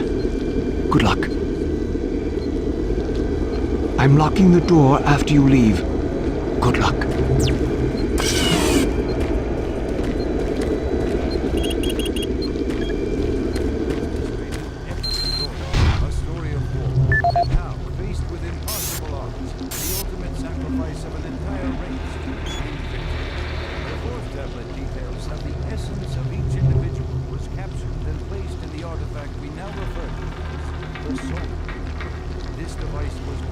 by their mightiest warrior, and with it he banished the invading horde forever.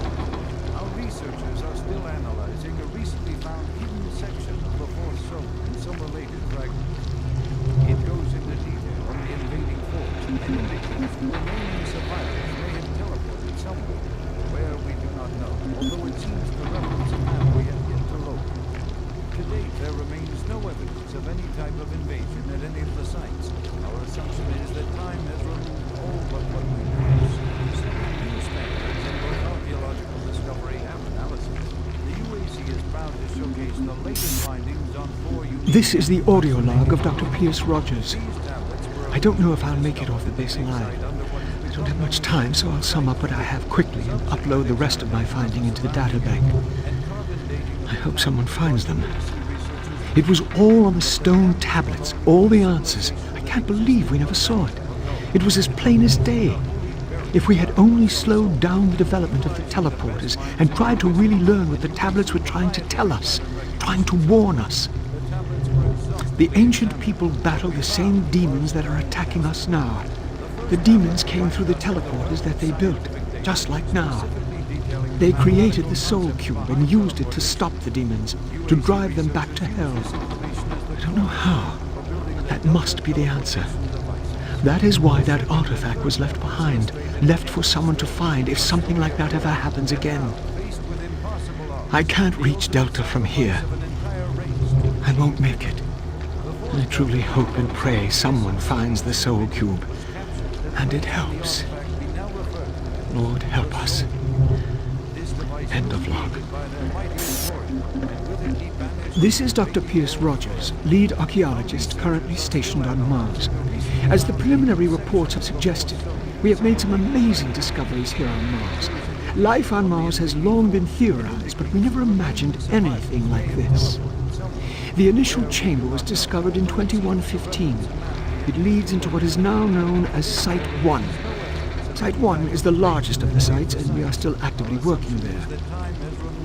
It is made up of a series of chambers and connecting tunnels, all of which are covered in glyphs and symbols.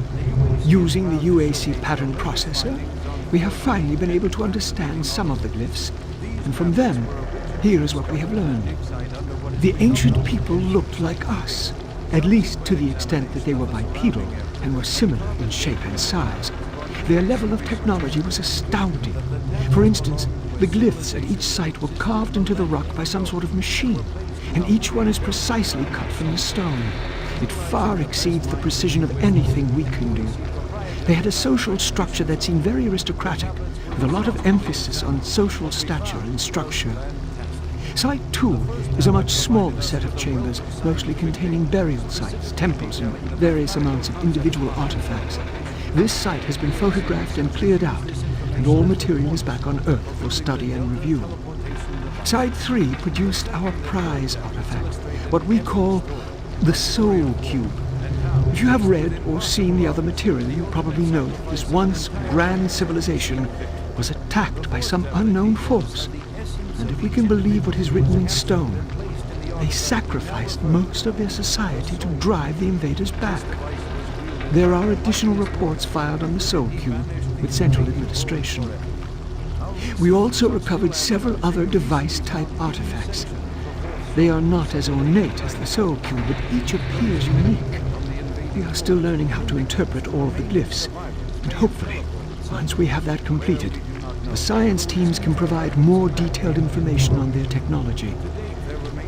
These are truly unique and special times for archaeologists. Standards in both archaeological discovery and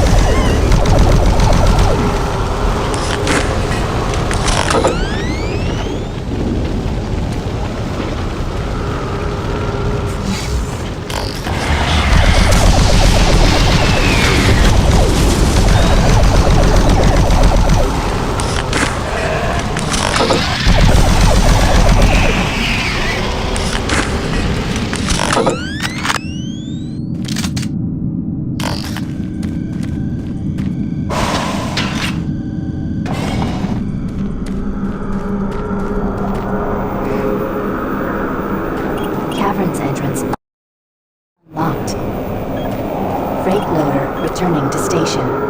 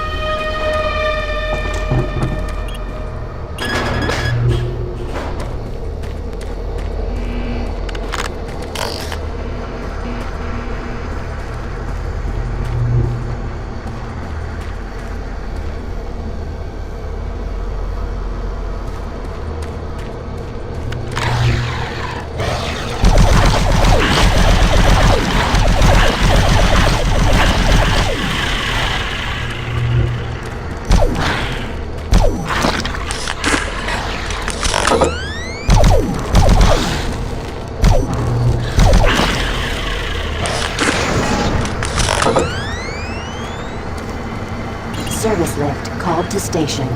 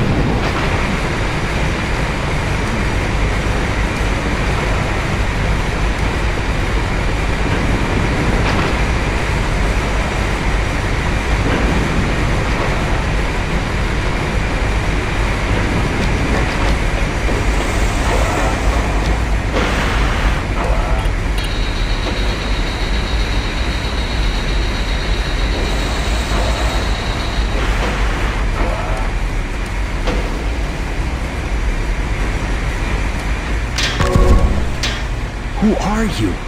What are you doing here? You're gonna attract attention and then they'll come. Get out of here now. Take that key card. It'll help you get to the surface. I'm not going anywhere until I know all those things are dead.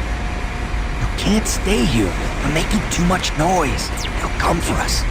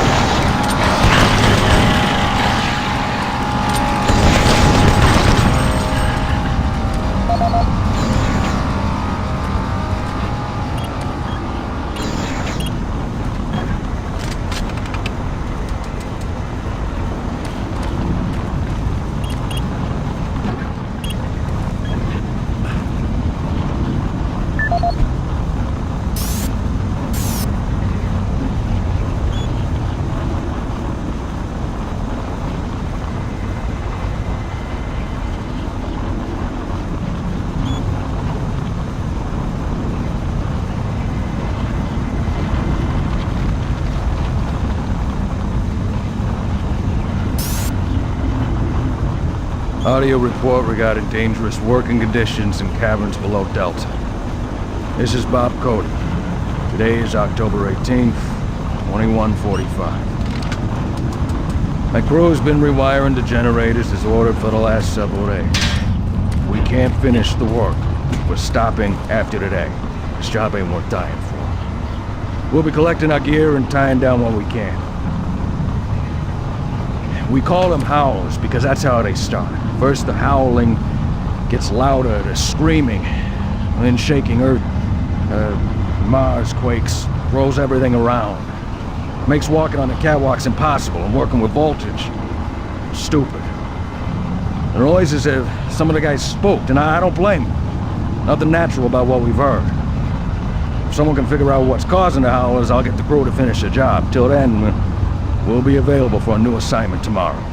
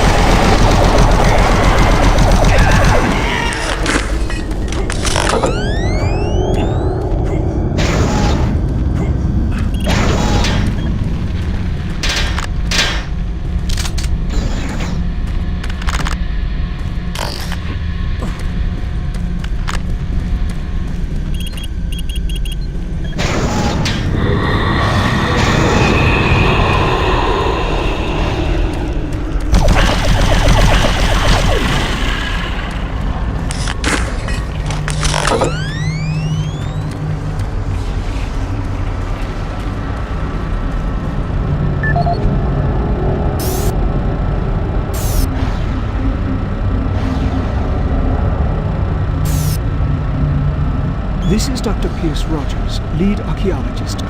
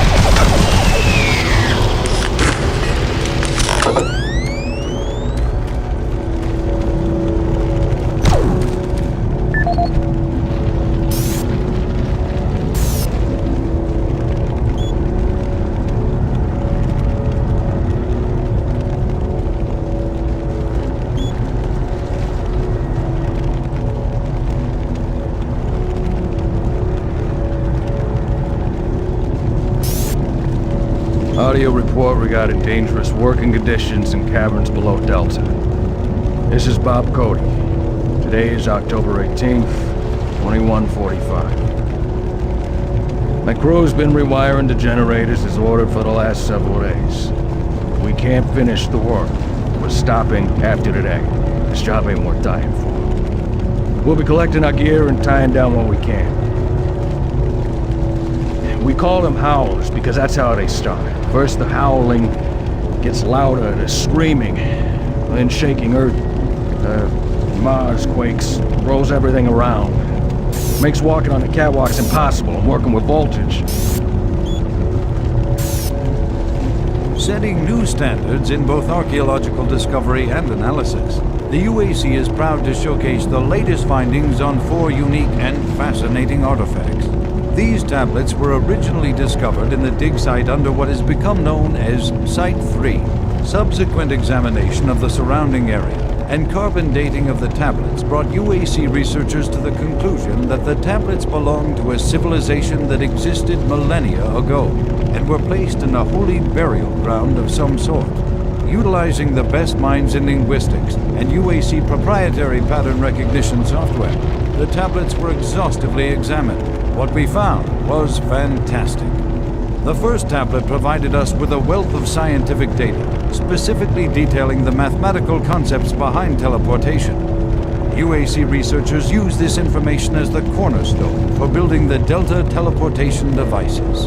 The second and third tablets illustrate an epic story, a story of war, and how, faced with impossible odds, the ultimate sacrifice of an entire race to achieve victory. The fourth tablet details how the essence of each individual was captured and placed in the artifact we now refer to as the Soul Cube. This device was wielded by their mightiest warrior, and with it he banished the invading horde forever. Our researchers are still analyzing a recently found hidden section of the fourth stone and some related fragments. It goes into detail on the invading force and indicates the remaining survivors may have teleported somewhere. Where we do not know, although it seems to reference a map we have yet to locate. To date, there remains no evidence of any type of invasion at any of the sites. Our assumption is that time has removed all but what we now see.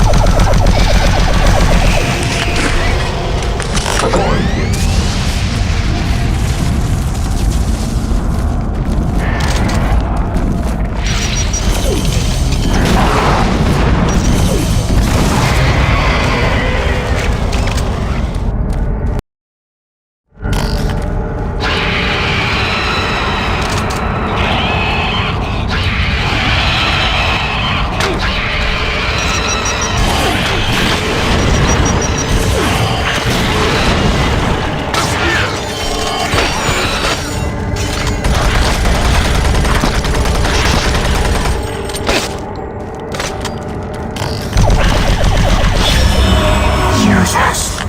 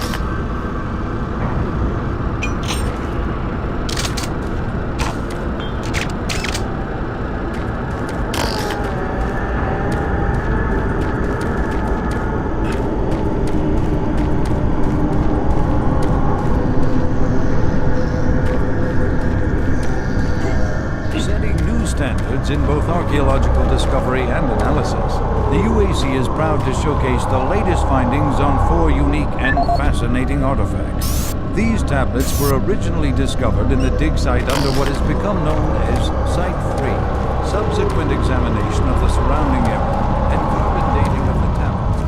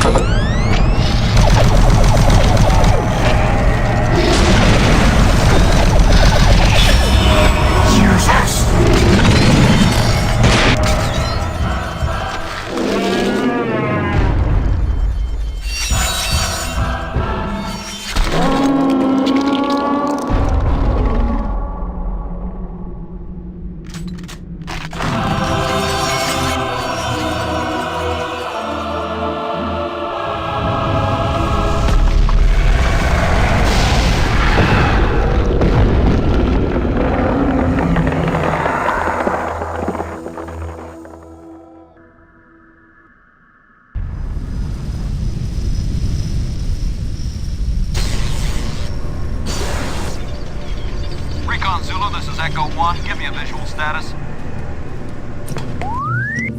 Echo 1, this is Recon Zulu. We've got massive damage all over the base. This place looks like hell. I've got life signs on the bioscanner. Eyes sharp. Echo 1, we've got a survivor, a Marine. Corporal, you hear me? You alright? Can you hear me? Echo 1, this is Recon Zulu. Prepare for medevac. Copy that. Have you located Counselor Swan? Yes, sir. He's dead. Roger, Recon 1. What about Dr. Betruger? He's nowhere to be found, sir.